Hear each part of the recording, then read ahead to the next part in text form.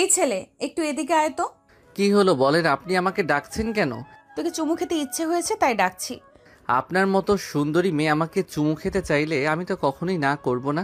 আপনি দাঁড়ান, তাহলে আমি আসছি। এই বলে রাজ চায়ের দোকান থেকে উঠে মেয়েটার পাশে এসে দাঁড়ালো আর তারপর বলতে লাগলো। দিন।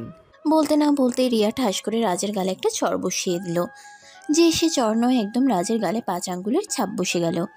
রাজ অনেকটা রেগে গিয়ে বলতে লাগলো। কি হলো? আপনি আমাকে এভাবে চড় মারলেন কেন? আপনি তো বলেছিলেন আমাকে চুমু দিবেন, তাই তো আমি চুমু খেতে আসলাম। তোর চেহারাটা একবার আয়নায় দেখেছিস? তোকে আমি চুমু দিব এটা তুই ভাবলি কি করে? এখানে আমার ভাবার কি আছে? আপনি তো নিজেই বলেন আপনি আমাকে চুমু খাওয়ার জন্য ডেকেছেন, তাই তো আমি আপনাকে বললাম চুমু দেওয়ার জন্য। এখন আপনি উল্টে আমাকে এভাবে চড় মারলেন। বেশ করেছি, চট দিয়েছি। মেয়ে মানুষ দেখলে লুতুর পুতুর করতে ইচ্ছে করে, তাই না? এটা তোর জন্য বেশ হয়েছে। এখন আমাকে এই ঠিকানাটা একটু বলে দে। এই বলে রিয়া রাজের দিকে নিজের মোবাইলটা তাক করে ধরলো। রাজ মোবাইলটা হাতে নিয়ে দেখলো এটা তো তাদের বাড়ির ঠিকানা, কিন্তু এই মেয়েটা ওখানে কিসের জন্য যাবে? তাই রাজ মেয়েটাকে বলল। আপনি ওখানে কেন যাচ্ছেন? আমি যেই কারণেই যাই না কেন সেই কৈফিয়ত তোকে দিতে হবে না। তুই যদি ঠিকানাটা জানিস তাহলে আমাকে বলে দে, তা না হলে চুপচাপ এখান থেকে চলে যাও। জানি, কিন্তু আপনার ব্যবহার ভালো নয়, তাই আপনাকে বলবো না। এই বলে রাজ সেখান থেকে চলে যেতে চাইলো। রিয়া সেখান থেকে রাজকে পিছু ডাকে আর বলতে থাকে। আই এম সরি রে, তোর সঙ্গে এরকম করাটা ঠিক হয়নি। আসলে অনেকটা পথ জার্নি করে এসেছি তো মেজাজটা খুবই খারাপ। প্লিজ ঠিকানাটা জেনে থাকলে একটু বলে দে। আর ওয়েট করতে পারছি না, শরীর খুব খারাপ লাগছে। রাজ তখন রিয়াকে বলতে থাকে। দেখুন, আপনি আগে আমাকে এটা বলুন, আপনি ওই বাড়িতে কেন যাবেন? মানে ওখানে আপনার কোনো আত্মীয় আছে নাকি? আত্মীয় তো আছে। আত্মীয় আছে বলেই তো ওই বাড়িতে যাচ্ছি। আমি হয়তো ওই বাড়ির পার্মানেন্টলি সেটেল হওয়ার জন্য যাচ্ছি। আমি আপনার কথার মানে বুঝতে পারলাম না। ওই বাড়ির ছেলের সঙ্গে আমার বিয়ে ঠিক হয়ে আছে। ওই ব্যাপারে এই একটু খোঁজখবর নিতে চাচ্ছি। কথাটা শুনে রাজ একটু চমকে গেল, কারণ ওই বাড়িতে একটাই মাত্র ছেলে আর সেটা হলো রাজ। রাজের সঙ্গে একটা মেয়ের বিয়ে ঠিক হইয়া আছে আর সে ব্যাপারে কোনো কিছুই জানে না। যাই হোক, রাজ এই মেয়েটাকে এই ব্যাপারে কোনো কিছুই বুঝতে দিল না। সে তখন মেয়েটাকে বলতে লাগলো। দাঁড়ান, আমি একটা রিক্সা ডেকে আপনাকে রিক্সায় তুলে দিচ্ছি। রিক্সা আপনাকে নিয়ে যাবে। আপনি একা গেলে চিনতে পারবেন না। ধন্যবাদ। এই বলে রাজ একটা রিক্সা ডেকে এনে রিয়াকে রিক্সায় তুলে দিল। এদিকে তার বন্ধুরা চায়ের দোকানে বসে বসে এসব কিছুই দেখছিল। রাজ রিয়াকে রিক্সায় তুলে দিয়ে চায়ের দোকানে ফেরত যেতেই তার বন্ধুরা তাকে নিয়ে হাসতে লাগলো। এটা দেখে রাজের একটু মেজাজ খারাপ হয়ে গেল। সে বলতে লাগলো। কিরে, তোরা এভাবে আমাকে দেখে হাসছিস কেন? আমি কি জোকার নাকি আমাকে দেখলে তোদের হাসি পায়? না ভাই, আসলে হিরো সাজতে গেছিল, ভিলেন হয়ে চলে আসছিল। এটা দেখেই হাসি পাচ্ছে। মেয়েটার কাছে সিম্পাতি নেওয়ার জন্য গেছিল, আর মেয়েটা তোকে চর মেরে তাড়িয়ে দিল। রাজ তখন এই ব্যাপারে কোনো কথা না বলে প্রসঙ্গটা পাল্টে বন্ধুদের সঙ্গে গল্প করতে লাগলো। তার বন্ধুরা খুব ভালোভাবে বুঝতে পারলো রাজ একটু লজ্জা পেয়েছে, তাই তার আবার এই বিষয়ে কোনো কথা বাড়ালো না। বেশ কিছুক্ষণ আড্ডা দিয়ে বিকেল 3টার দিকে রাজ বাড়িতে ফিরে আসলো। বাড়িতে এসে কলিং বেল চাপ দিতেই তার আম্মু এসে দরজা খুলে দেয়। তখনই তার আম্মু বলতে থাকে। তোকে বলেছিলাম তোর আন্টির মেয়েকে একটু এয়ারপোর্ট থেকে নিয়ে আসতে, কিন্তু তুই তো সেটা করলি না। তোর কারণে আজ মেয়েটাকে কতটা হেনস্থার শিকার হতে হয়েছে জানিস? তুমি তো জানো ওই মেয়েদের ব্যাপারে আমার আবার এত ইন্টারেস্ট নেই। তাছাড়া ওই মেয়ে আসছে, আসুক, তাতে আমার কি? আর আমার জন্যই বা মেয়েটা হেনস্থার শিকার হতে যাবে কেন? রিয়া যখন এয়ারপোর্ট থেকে গাড়ি নিয়ে এসে আমাদের বাজারে নামলো, তখনই কাউকে খুঁজে পাচ্ছিল না। আমাদের বাড়ির ঠিকানাটা বলে দেওয়ার জন্য এত বছর পর মেয়েটা বাংলাদেশে এসেছে। রাস্তাঘাট তেমন কোনো কিছুই কোনোভাবেই চেনে না, তাই অনেক জনের কাছে আমাদের বাড়ির ব্যাপারে জিজ্ঞাসা করে। কেউ রিয়াকে এ ব্যাপারে কোনো সাহায্য করে না। তারপর নাকি একটা ছেলের সঙ্গে রিয়ার খুব ঝামেলা হয়েছিল। তারপর আবার সেই ছেলেটাই নাকি আমাদের বাড়ির ঠিকানা দেখিয়ে দিয়েছে। তাহলে তো হয়েই গেল। এখন আবার এটা নিয়ে এত মাথা ঘামানো কি আছে? ওই বলে রাজ সব কিছু জেনেও না জানার ভান করে সেখান থেকে চলে গেল। আসলে সেই ছেলেটা তো সে নিজেই ছিল, আর মেয়েটা যে ওই মেয়েটা এটা সে ভাবতে পারেনি। আসলে আজ সকালবেলা যখন সে বাসা থেকে বের হচ্ছিল ভার্সিটি যাওয়ার জন্য, তখনই তার আম্মু তাকে এ ব্যাপারে বলেছিল, কিন্তু সে ব্যাপারটাকে কোনো পাত্তা না দিয়ে ভার্সিটিতে চলে গিয়েছিল। একটা মেয়ে আসছে তো আসুক, তাতে তার এত কেয়ারিং দেখাতে হবে কেন? আর এটা তো আর তার আপন কেউ নয়। আর তারপর কি হলো সেটা তো আপনারা দেখতেই পেলেন। রাজ নিজের রুমে এসে ফ্রেশ হয়ে বিছানায় শুয়ে আছে। এমন সময় কেউ একজন তার রুমের দরজায় নক করে। সে বিছানায় শোয়া থেকে বলতে থাকে, দরজা খোলা আছে, ভিতরে চলে এসো। এমনভাবে বলছো যেন আমি তোমার বউ হয়ে গেছি। কথাটা শুনে বিছানায় শোয়া থেকে উঠে বসে রাজ।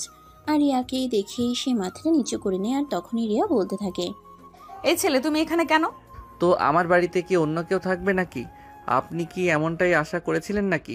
মানে তুমি আন্টির ছেলে আর তুমি রাজ সবকিছু জেনে শুনেও আমার সঙ্গে এরকম করার কারণটা কি সেটা আমি জানতে পারি? কারণ আবার কি হতে যাবে? অপরিচিত একটা মেয়ে আমাদের বাড়িতে আসতে যাবে, তার ব্যাপারে আমি জিজ্ঞাসা করতেই পারি।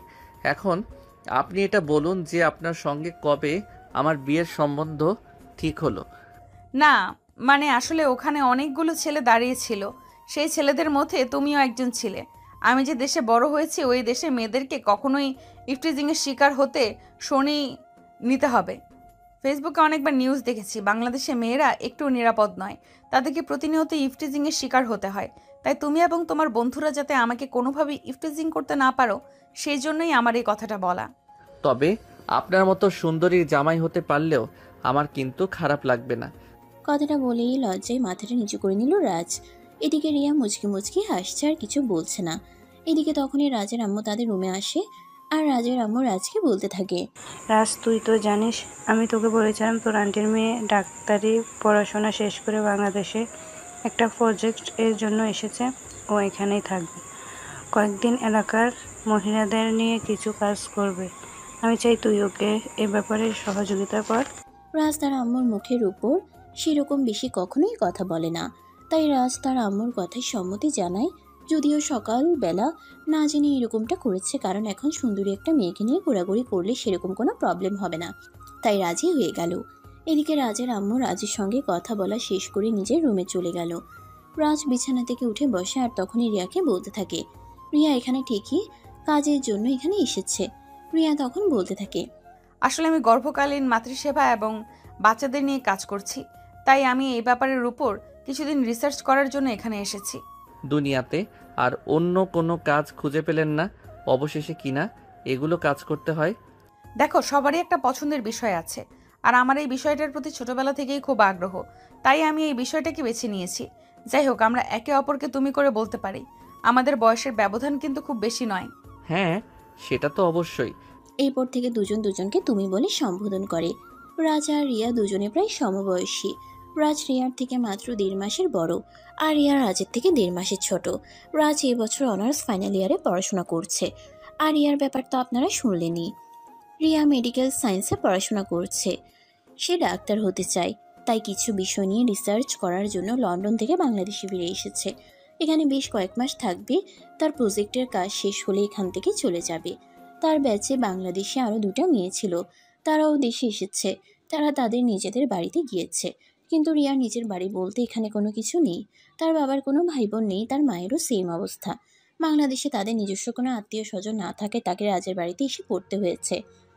রাজের আম্মু আর তার মা বান্ধবী ছিল, তারা দুজনেই একসঙ্গে কলেজ পর্যন্ত পড়াশোনা করেছিল। বিয়ের পরেও তাদের সম্পর্ক ভালোই ছিল। কিন্তু রিয়া যখন এসএসসি পরীক্ষা দেয় তারপরে তার আব্বু তাদেরকে নিয়ে দেশের বাইরে চলে যায়। তারপর থেকে তারা সেখানেই থাকে। তারা দুজনে বেশ কিছুক্ষণ বসে বসে গল্প করে আর তারপর নিজের রুমে চলে যায়। পরদিন ভার্সিটি থেকে দুপুর 2টায় রাজ বাড়িতে ফিরে আসে। তখনই রিয়া রাজকে বলতে থাকে রাজকে নিয়ে এসে একটু বাইরে বের হবে। এলাকাটা তো আর চেনা জানা নয়, কারোর সঙ্গে সেভাবে মিশতে পারবে না, কথাও বলতে পারবে না। হুট করে তো আর কারোর সঙ্গে এভাবে কথা বলা যায় না। তাই রাজ তাকে সঙ্গে নিয়ে গেলে একটু সুবিধা হয়। রাজের আম্মু রিয়ার সঙ্গে সহমত জানালো। তাই রাজ রিয়ার সঙ্গে বের হলো। তারা শহর থেকে বের হয়ে অদূরেই একটা গ্রামে পৌঁছে গেল। রিয়ার প্রজেক্ট নিয়ে কাজ করছে। সে প্রজেক্টের কাজ গ্রামেই করতে হবে, কারণ শহরের মানুষ তো সব কিছুই মোটামুটি জানে। তারা স্বাস্থ্য সম্পর্কে সচেতন। গ্রামের মানুষে এখনও সে আদি যুগে পড়ে আছে। রাজ রিয়াকে নিয়ে একটা বাড়িতে গিয়ে উঠল। তারপর রিয়ার আজকে বাড়ির বাইরে গিয়ে অপেক্ষা করতে বলে। আর রিয়া তখন বাড়ির ভিতরে প্রবেশ করে বাড়ির মহিলার সঙ্গে কথা বলতে থাকে। আসসালামু আলাইকুম আপু, আমি লন্ডন থেকে মা এবং শিশু সেবার প্রজেক্ট নিয়ে এখানে এসেছি। আমি আপনাদের সঙ্গে কিছু কাজ করতে চাই। আপনারা কি আমাকে এই ব্যাপারে একটু সহযোগিতা করবেন? হ্যাঁ আপা, অবশ্যই। আপনারা সাহায্য করবেন না কেন বলুন। আমি আপনাকে কিভাবে সহযোগিতা করতে পারি? আপনাদের পাড়ায় কতজন গর্ভবতী মহিলা এবং ছোট বাচ্চা আছে তাদের একটা লিস্ট দিতে পারবেন আমাকে, এবং তাদেরকে একটু এখানে ডেকে নিয়ে আসতে পারবেন? আমি তাদের সঙ্গে সরাসরি কিছু কথা বলতে চাই এবং তাদেরকে স্বাস্থ্য বিষয়ে কিছু ধারণা দিতে চাই। আচ্ছা আপা, ঠিক আছে, কোনো সমস্যা নেই। আপনি এখানে বসে অপেক্ষা করুন, আমি কিছুক্ষণের মধ্যেই সাব্বিরকে ডেকে নিয়ে আসছি। এই বলে মহিলা রিয়াকে একটা চেয়ার পেতে বসতে দিয়ে বাড়ি থেকে বের হয়ে চলে গেল। প্রায় ঘন্টাখানেক পর অনেকগুলো মহিলার সাথে ছোট ছোট বাচ্চা কাচ্চা নিয়ে ফিরে এলো। সেদিনের প্রজেক্টে রিয়া তাদের সবাইকে শেখালো কিভাবে গর্ভবতী মায়ের যত্ন এবং ছোট বাচ্চার খাবার প্রস্তুত করতে হয়। প্রজেক্টের কাজ শেষ হতে প্রায় সন্ধ্যা হয়ে আসলো। সবকিছু গুছিয়ে নিয়ে রাত 8টার দিকে তারা দুজন বাড়িতে ফিরে আসে। এরপর আরও সপ্তাহ খানেক সময় চলে গেল। সেই দিনও রিয়া আর রাজ দুজনেই প্রজেক্টের কাজে একটা গ্রামে গিয়েছে। রাজ সেদিন একটু দূরে বসে আছে, রিয়া মহিলাদের নিয়ে কথা বলছে। রিয়ার প্রজেক্টের আজকের কাজ ছিল দুটি সন্তানের বেশি নয়, একটি হলে ভালো হয়, এই বিষয় নিয়ে আলোকপাত করা। রিয়া মহিলাদের সঙ্গে কথা বলছে। দেখুন, আমরা আর আদিম যুগে পড়ে থাকবো না। আমরা এখন থেকে শুধু ঘর সংসার আর বাচ্চা কাচ্চা নিয়ে পড়ে থাকবো না। আমরা এখন নিজেদেরকে একটু আপডেট করব। আমরা নারীরা 5-6 বছর বাচ্চা নিতে গিয়ে হারিয়ে ফেলেছি নিজেদের যৌবন, নিজেদের সৌন্দর্য। আমরা এখন আর বছর বছর বাচ্চা নেব না। আমরা এ ব্যাপারে আমাদের স্বামীদের সঙ্গে কথা বলতে পারি এবং তাদেরকে বুঝিয়ে আমরা 2টো বাচ্চার বেশি কখনোই নেব না। একটা হলেই সবচাইতে বেশি ভালো হয়। কথাটা দূরে বসে বসে এই রাত শুনছিল। তার এই কথাটা মোটেও হজম হলো না। সে একটু অন্যরকম টাইপের। তার কাছে মেয়ে মানুষ মানেই হলো বাচ্চা পালন করা আর সংসার নিয়ে ব্যস্ত থাকা। রাজ তখনই সেখান থেকে উঠে আলোচনা সভায় চলে আসে আর মহিলাদেরকে উদ্দেশ্য করে বলতে থাকে, এই যে দেখুন, আপনারা এখানে কী সব উল্টাপাল্টা কথা শিখতে এসেছেন। মহিলাদের জন্যই তো হয়েছে বাচ্চা কাচ্চা পালন করা আর সংসার সামলানোর জন্য। মহিলারা বছর বছর বাচ্চা নিবে না তো কি গরু পালন করবে নাকি? কথাটা শুনে রিয়া কিছুটা রেগে গেল। সে নিজেকে কন্ট্রোল করতে না পেরে রাজকে ঠাস করে একটা চর বসিয়ে দিয়ে বলতে লাগলো, দেখো, এখানে তোমাকে কথা বলার জন্য নিয়ে আসিনি। এখানে তোমাকে নিয়ে এসেছি শুধুমাত্র আমাকে প্রোটেক্ট করার জন্য। মহিলাদের সঙ্গে কথা বলা আমার কাজ, তোমার নয়। দেখো, একদম বেশি বাড়াবাড়ি হয়ে যাচ্ছে কিন্তু। তুমি মহিলাদেরকে এসব কি উল্টাপাল্টা কথা শেখাচ্ছ? তোমার কারণে তাদের সংসারে অশান্তি হবে, তারা বাচ্চা নিতে চাইবে না, তখন তাদের স্বামীরা তাদের মারধর করবে, এমনকি সংসার ভেঙে পর্যন্ত যেতে পারে। এরকমটা কখনোই হবে না। আর যারা এরকমটা করবে তারা আসল পুরুষই নয়, তারা আসলে কাপুরুষ। যারা নারীদেরকে নিজেদের আয়ত্তে রাখতে চায় তারা কখনোই সিংহ পুরুষ হতে পারে না। প্রিয়া এই কথাটা বলার সঙ্গে সঙ্গেই আলোচনা সভায় উপস্থিত থাকা সকল মহিলারা প্রিয়ার সঙ্গে সহমত জানালো। রাজ তখন ভেবাচেকা খেয়ে সেখানে দাঁড়িয়ে রইল। অতঃপর রিয়া আবারও মহিলাদের সঙ্গে কথা বলতে লাগলো। দেখুন, সময় পাল্টেছে, যুগ পাল্টেছে, তাই সময় এসেছে নিজেদের পাল্টানোর। আমরা মেয়ে, তাই বলি কি আমরা মানুষ নই? তাই বলি কি আমাদের নিজস্ব কোনো স্বাধীনতা নেই? আমরা কেন পুরুষের দাবানলে নিজেদেরকে শুধু পোড়াতেই থাকবো? হ্যাঁ আপু, আপনি একদম ঠিক কথা বলেছেন। আমরা এখন আর পুরুষের চাকর হয়ে থাকবো না। আমাদের নিজেদের একটা লাইফ আছে। আমরা আমাদের মতো আমাদের লাইফটাকে চালাবো। বাচ্চা নিতে মন চাইলে বাচ্চা নেব, নয়তো কোনো বাচ্চাই নেব না। আমরা কারো জুলুম আর মেনে নেব না। দেখুন, আমি আপনাদের সবাইকে বলছি, এই মেয়ের উল্টাপাল্টা কথা শুনলে কিন্তু আপনাদের সংসারে অশান্তি হবে, সংসার ভেঙে যাবে। তাই আমি আপনাদের ভালোর জন্যই বলছি, এই মেয়ের উল্টাপাল্টা কথা একদম আপনারা শুনবেন না। আপনাদের মা চাচিদেরকে তো দেখেছেন, তারা কিভাবে স্বামী ভক্ত ছিল, সবাইকে কিভাবে সম্মান শ্রদ্ধা করত। তাহলে আপনারা কেন এই মেয়ের কথা শুনে নিজেদের সংসারে অশান্তি করবেন? দেখো রাজ, একদম ভালো হচ্ছে না। চুপচাপ তুমি সাইডে গিয়ে দাঁড়াও, আমাকে আমার কাজ করতে দাও। এই বলে রিয়া রাজকে হাত ধরে টেনে এনে একটু দূরে দাঁড় করিয়ে দেয়। তারপর সে আবার মহিলাদের কাছে ফিরে যায়। বেশ কিছুক্ষণ কথা বলে সেদিনের মতো আলোচনা সভা শেষ করে বাড়িতে ফিরতে থাকে। গাড়িতে বসে আছে রিয়া আর রাজ। রাজ গাড়ি ড্রাইভ করছে আর তার পাশেই বসা রিয়া। প্রতিদিন প্রজেক্ট শেষ করে ফেরার পথে রাজ রিয়াকে অনেক রকম প্রশ্ন করতে থাকে, কিন্তু আজ কোনো প্রশ্নই করছিল না। এটা দেখে রিয়ার মনে একটু খুচখুচানি লাগতে লাগলো। তখনই রিয়া বলতে থাকে, কি ব্যাপার, আজ দেখছি একদম চুপচাপ বসে আছো? কারণটা কি জানতে পারি? তোমার সঙ্গে কথা বলতে ইচ্ছে করে না, তুমি ওখানে মহিলার সামনে আমার গায়ে হাত তুলেছ। কথাটা শুনে রিয়া সত্যি একটু অপমানিত বোধ করলো। আসলে এটা তো সত্যি, এতগুলো মানুষের সামনে এত বড় ছেলেটার গায়ে হাত তোলা একদমই ঠিক হয়নি। তাই রিয়া রাজকে সরি বলল এবং তার কাছে ক্ষমা চাইল। কিন্তু রাজ তাকে কোনোভাবেই ক্ষমা করবে না। এই কথা শুনে রিয়া বারবার রাজের কাছে ক্ষমা চাইতে থাকে। তখনই রাজ রিয়াকে বলে সে যদি রাজের সঙ্গে ফুচকা খেতে চায় তাহলেই রিয়াকে ক্ষমা করবে। এই কথা শুনে রিয়া যেন একদম হাতে আকাশ নাগাল পেল। আসলে রিয়া দেশের বাইরে থেকে বড় হলেও ফুচকা তার খুব পছন্দের খাবার। সে এই খাবারটা খুব মজা করে খায়, তাই সেই লাফাতে লাফাতে রাজকে বলে। হ্যাঁ অবশ্যই, কেন নয়, আমি তোমার সঙ্গে ফুচকা খেতে যাব। এই বলে দুজনে একটা ফুচকার দোকানে চলে গেল। রাজ তখন রিয়াকে বলতে লাগলো রাজ অনেক বেশি ফুচকা খেতে পারে, সহজেই তাকে কেউ এই ব্যাপারে টেক্কা দিতে পারে না। তখনই রিয়া তাকে বলে, দেখো, আমি কয়েক বছর ধরে দেশের বাইরে পড়াশোনা করলেও আমি কিন্তু জন্ম নিয়েছি বাংলাদেশে। সেই সূত্রে কিন্তু আমি বাংলাদেশের নাগরিক। আর বাংলাদেশের মেয়েরা ফুচকা খেতে পারে না, তাদেরকে ফুচকা খাইয়ে কোনো ছেলে হারিয়ে দেবে, এটা কিন্তু মোটেও বোধগম্য নয়। তুমি আমার সঙ্গে চ্যালেঞ্জ করো, আমি তোমাকে ফুচকা খাইয়ে হারিয়ে দেব। এই বলে তারা দুজনে ফুচকা খাওয়া শুরু করে। ফুচকাওয়ালাকে তাদেরকে ফুচকা বানিয়ে দিতে বলে, আর দুজনে ইচ্ছে মতো ফুচকা খেতে থাকে। কারোরই যেন খাওয়া শেষ হয় না। দেখতে দেখতে রাজ প্রায় 40টার মতো ফুচকা খেলো, আর এদিকে রিয়ার খাওয়া এখনো শেষ হয়নি। সে তো খেয়েই চলেছে। রাজ তখন বলতে লাগলো সে আর খেতে পারবে না, কিন্তু রিয়া তখনও খাচ্ছে। সে প্রায় 55টার মতো ফুচকা খেলো, তারপর বলতে লাগলো, দেখলে তো, আমি যে তোমাকে আগেই বলেছিলাম ফুচকা খাওয়াই কেউ আমাকে হারাতে পারবে না। আমি সেই ছোটবেলা থেকে ফুচকা খেতে খুব ভালোবাসি। আমি যখন স্কুলে পড়তাম প্রায়ই এই বিষয়টা নিয়ে আমার বান্ধবীদের সঙ্গে বাজি ধরতাম, এবং সব সময় আমি সেই বাজিতে জিততাম। তাই ভয়ে কেউ আমার সঙ্গে বাজি ধরে ফুচকা খেতে চাইতো না। হ্যাঁ, সেটাই তো দেখতে পাচ্ছি। যেখানে আমার কোনো বন্ধুরাই আমার সঙ্গে ফুচকাকে ফেটে উঠতে পারে না, সেখানে তুমি আমাকে হারিয়ে দিলে সত্যি। এই বলে দুজন ফুচকা খাওয়া শেষ করে গাড়িতে উঠে বসলো এবং কিছুক্ষণের মধ্যেই বাড়িতে পৌঁছে গেল। বাড়িতে আসতে না আসতেই রাজের আম্মু রাজকে বলতে থাকে, কি ব্যাপার, আজ আগামীকাল থেকে নাকি তোর পরীক্ষা? তুই তো এ ব্যাপারে আমাদের কাউকে কোনো কিছুই বললি না। আমার পরীক্ষা, এটা আবার সবাইকে ঢোল দিয়ে বলার কি আছে? এটা আবার কেমন ধরনের কথা? আমি তো সেটাই বুঝতে পারছি না। তোর যে কাল পরীক্ষা সেটা তো তুই আমার কাছে বললি না, তাই নাকি? আম্মু, আমি এখন বড় হয়েছি, নিজের পড়াশোনা আর পরীক্ষার প্রস্তুতি আমি নিজেই নিতে পারি, তাই এই ব্যাপারে আমি কাউকে কিছু বলিনি। তাছাড়া এমন তো নয় যে আমার পরীক্ষা তুমি দিয়ে আসবে। কথাটা শুনে রিয়া কিছুটা রেগে গেল। আসলে বড়দের সঙ্গে অসভ্যতামি করে কথা বলা রিয়া একদমই পছন্দ করে না। তাই রিয়া রাজকে বলতে থাকে, রাজ, তোমার কাছ থেকে আমি এরকম আচরণ কখনো আশা করিনি। উনি তোমার আম্মু হন, তুমি ওনার সঙ্গে ভদ্রভাবে কথা বলো। রিয়ার এই কথা শুনে রাজ কিছুটা লজ্জা পেল এবং তার আম্মুকে সরি বলল। তারপর সে নিজের রুমে চলে গেল আর পড়তে বসলো। পরের দিন সকালবেলা ঘুম থেকে উঠে এসে তাড়াতাড়ি করে ফ্রেশ হয়ে রেডি হয়ে পরিচয় দেওয়ার জন্য তৈরি হলো। তখনই পেছন থেকে রিয়া রাজকে বলতে থাকে, আমি যাব তোমার সঙ্গে। তুমি আবার আমার সঙ্গে কোথায় যাবে? তোমাকে যেতে হবে না। মেয়েটা তোর সঙ্গে যেতে চাইছে, তুই মেয়েটাকে নিচ্ছিস না কেন? তোর সঙ্গে নিয়ে যা।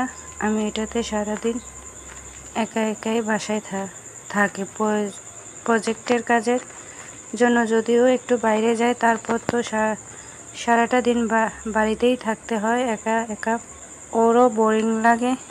নিয়ে যা, তোর ক্যাম্পাস থেকে একটু ঘুরে আসবে। রাজ তখন তার আম্মুর কথার আর কোনো উত্তর না দিয়ে নিজের সঙ্গে নিয়ে নিল রিয়াকে। তারা দুজনে বাইকে করে পরীক্ষার হলে এসেছে। রাজ বাইকটা সাইড করে নামতেই তার বন্ধুরাই এসে তাকে ঘিরে ধরলো আর কানাকানি করে বলতে লাগলো, কি ব্যাপার রাজ? কিছুই তো বুঝতে পারছি না। এই মেয়েটা তোর সঙ্গে এখানে কেন? কেন? কোনো সমস্যা আছে নাকি? না, তুই বউ নিয়ে ঘোরাঘুরি করবি, এতে আমাদের কেন কোনো সমস্যা থাকতেও যাবে? একদম উল্টাপাল্টা কথা বলবি না, তাহলে কিন্তু খুব খারাপ হয়ে যাবে বলে দিলাম। এই মেয়ে আমার বউ হতে যাবে কোন দুঃখে? দেখ, আমাদের সঙ্গে একদম মিথ্যা কথা বলিস না। আমরা খুব ভালো করেই জানি এই মেয়েটার সঙ্গে তোর বিয়ে ঠিক হয়ে আছে, তাহলে মিথ্যা কেন বলছিস?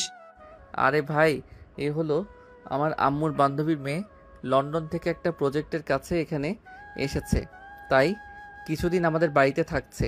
সে আমার বউ হতে যাবে কোন দুঃখে? সত্যি বলছিস ভাই? এই মেয়েটা তোর বউ হয় না?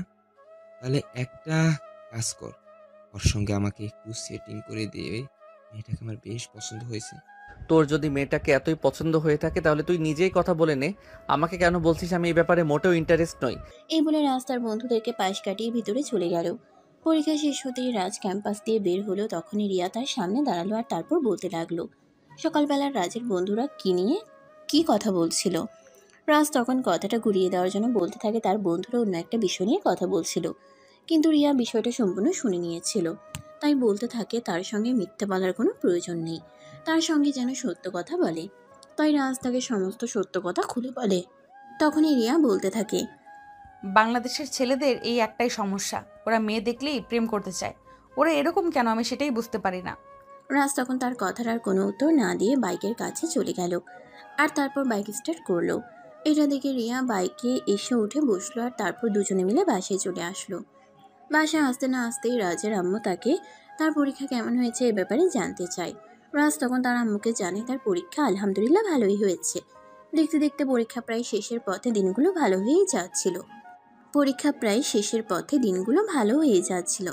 পরীক্ষার ফাঁকে ফাঁকে প্রজেক্টের কাজে গ্রামে নিয়ে যেত। আবার রাজের যখন পরীক্ষা থাকতো তখন রিয়া রাজের সঙ্গে তার ভার্সিটিতে যেত। দুজনে মিলে মিশে খুনসুটি করে দিনগুলো কাটিয়ে দিচ্ছিল। সেদিন রাজের শেষ পরীক্ষা ছিল, তাই সকাল সকাল ভার্সিটিতে চলে গেছিল। তখনই রাজের বন্ধু রাজকে বলতে থাকে, দোস্ত, তোকে একটা কাজ করে দিতে বললাম, কিন্তু তুই তো আমাকে সেই কাজটা করেই দিলি না। তুই এমন কেন বলতো? সবার বন্ধুরা তাদেরকে কথা সহযোগিতা করে, কিন্তু তুই তো আমাকে কোনো সহযোগিতাই করিস না। আমি আবার তোকে কি করলাম? তাছাড়া আমি বা তোকে কি সহযোগিতা করব? তখনই রাজের বন্ধুরা রাজকে রিয়ার ব্যাপারে বলে রিয়ার সঙ্গে তাকে একটু কথা বলিয়ে দিতে। সে রিয়াকে পছন্দ করে, রিয়ার সঙ্গে সম্পর্ক করতে চায়। তখন রাজ বলতে থাকে এ ব্যাপারে তার বন্ধুকে কোনো সহযোগিতা করতে পারবে না, কারণ রিয়া তাদের বাড়ির মেহমান, আর মেহমানের সঙ্গে এরকম করাটা একদমই ঠিক নয়। তাছাড়া তার আম্মু যদি জানতে পারে এ ব্যাপারে তাহলে তাকে খুবই বকাবকি করবে। এই বলে রাজ সেখান থেকে চলে গেল। পরীক্ষা শেষ হওয়ার পর দুজনেই বাড়িতে চলে আসে। বাড়িতে আসতে না আসতেই রিয়া বলতে থাকে, আজ থেকে তো তোমার পরীক্ষা শেষ, তুমি এখন নিশ্চিন্তে থাকতে পারবে। কিন্তু আমার কাজ শেষ করতে মনে হয় আরও সপ্তাহখানিক সময় লেগে যাবে। হ্যাঁ, তো কি হয়েছে? এখন তো আর আমার কোনো কাজ নেই, তাই আমি তোমাকে সহযোগিতা করতে পারবো, কোনো সমস্যা হবে না। এর পরের দিন থেকে সকাল সকাল রিয়া আর রাজ প্রজেক্টের কাজের জন্য গ্রামে বেরিয়ে যেত, আর তারপর সারাদিন কাজ করে বিকেলে বাসায় ফিরে আসতো। এই কয়দিনের রাজ রিয়ার প্রতি কেমন যেন একটা দুর্বল হয়ে পড়েছে। তার রিয়ার প্রতি কেমন যেন একটা অন্যরকম অনুভূতি হয়। খাবার না খেলে তার জন্য দুশ্চিন্তা হয়। রিয়া একটু বাইরে গেলে ফিরে আসতে দেরি হলে তার জন্য দুশ্চিন্তা হয়। রিয়া ঘুম থেকে দেরিতে উঠলে তার শরীর খারাপ হলো কিনা সেটা জানতে ইচ্ছে করে। কেন এরকম হচ্ছে রাজ কিছুই বুঝতে পারছে না। এই তো সেদিনের কথা, রিয়া আর রাজের আম্মু একটু শপিং করার জন্য বাইরে বের হয়েছিল। তাদের ফিরে আসতে প্রায় রাত 11টার মতো বেজে যায়। এদিকে রাজ পরপর ফোন দিয়ে চলেছে, কিন্তু রিয়ার ফোন সুইচ অফ ছিল, আর রাজের আম্মু ফোন নিয়ে যায়নি। এটা দেখে রাজ অনেক বেশি চিন্তিত হয়ে পড়ে, আর তাদেরকে খোঁজ করার জন্য বাসা থেকে বের হতে থাকে। তখনই তাদের বাড়ি বাসার সামনে এসে পৌঁছায়। রাজ গাড়ি থেকেই দৌড়ে যায় গাড়ির সামনে। রিয়াকে দেখে বলতে থাকে রিয়ার ফোন অফ কেন? রিয়া তখন বলে, আসলে আমার ফোনের চার্জ শেষ হয়ে গেছে, তাই ফোনটা অফ হয়ে গেছে। বাড়ি থেকে বের হওয়ার আগে ফোনটা তো একবার চেক করে নেবে, ফোনে ঠিকঠাক চার্জ আছে কিনা সেটা জেনে নেওয়া উচিত ছিল। সরি, আসলে খেয়াল করিনি। যাই হোক, তোমাকে এত চিন্তিত দেখাচ্ছে কেন? কোনো কিছু কি হয়েছে নাকি? তখন রাজ বলতে থাকে বাড়ি থেকে দুজন মানুষ বের হয়ে গেছে, তাদের সঙ্গে কোনোভাবেই যোগাযোগ করা যাচ্ছে না। এতটা সময় কেটে গেছে, দুশ্চিন্তা হওয়াটাই তো স্বাভাবিক। তখন রিয়া বলতে থাকে দুজন মানুষের প্রাপ্তবয়স্ক এবং বাইরের জগৎ সম্পর্কে যথেষ্ট জ্ঞান আছে, তাহলে এত চিন্তা করার কি আছে? তারা তো সামনে হলে বাড়িতে চলে আসবে। এই বলে রিয়া আর রাজের আম্মু দুজনেই বাড়ির ভিতরে চলে গেল। এদিকে দেখতে দেখতে রিয়ার প্রজেক্টের কাজ শেষ হয়ে গেল, তার লন্ডন ফিরে যাওয়ার সময় হয়ে আসলো। এটা শুনে রাজ অনেক বেশি চিন্তিত হয়ে পড়লো। তার কেন জানি রিয়ার জন্য অনেক বেশি মায়া লাগে। রিয়াকে ছাড়া সে কোনো কিছুই ভাবতে পারে না। পড়তে বসতে, শুতে, খেতে সব কিছুতেই শুধু রিয়ার কথা চিন্তা করতেই তার ভালো লাগে। রিয়া সেদিন বিকেলবেলা ছাদে বসেছিল, তখনই রাস্তার পার সে এসে বসে আর বলতে থাকে, তুমি কি সত্যি লন্ডনে চলে যাচ্ছ? এখানে আর কয়টা দিন থেকে গেলে ভালো হতো না? হ্যাঁ, আমি তো সত্যিই চলে যাচ্ছি। আমি তো এখানে একটা প্রজেক্টের কাজে এসেছিলাম। প্রজেক্টের কাজ শেষ হয়ে গেছে, তাই আমাকে রিপোর্ট জমা করতে হবে, সেজন্য তো যেতেই হবে। আর কটা দিন থেকে যাও। তখন রিয়ার রাজকে বুঝিয়ে বলে তার প্রজেক্টের কাজ শেষ হয়ে গেছে এবং সময়ও শেষ হয়ে গেছে, তাই এখন আর তাকে এখানে থাকা চলবে না, তাকে লন্ডনে ফেরত যেতে হবে। এর পরের দিন রিয়া লন্ডনে যাবার উদ্দেশ্যে রওনা দিবে, রেডি হয়ে বসে আছে। রাজের আম্মু রাজকে বলেছে রিয়াকে এয়ারপোর্ট পর্যন্ত পৌঁছে দিতে, কিন্তু রাজ তার নিজের রুমে বসে আছে। তার কোনো কিছুই ভালো লাগছে না, চুপচাপ বসে বসে কান্না করতে ইচ্ছে করছে। রাজের আম্মু তখন রাজের রুমে আসে। রাজকে এভাবে বসে থাকতে দেখে নেয়। প্রশ্ন করেন কি হয়েছে, রাজ তখন উত্তর দেয়। আম্মু রিয়াকে বলো না আর কিছুদিন এখানে থেকে যেতে।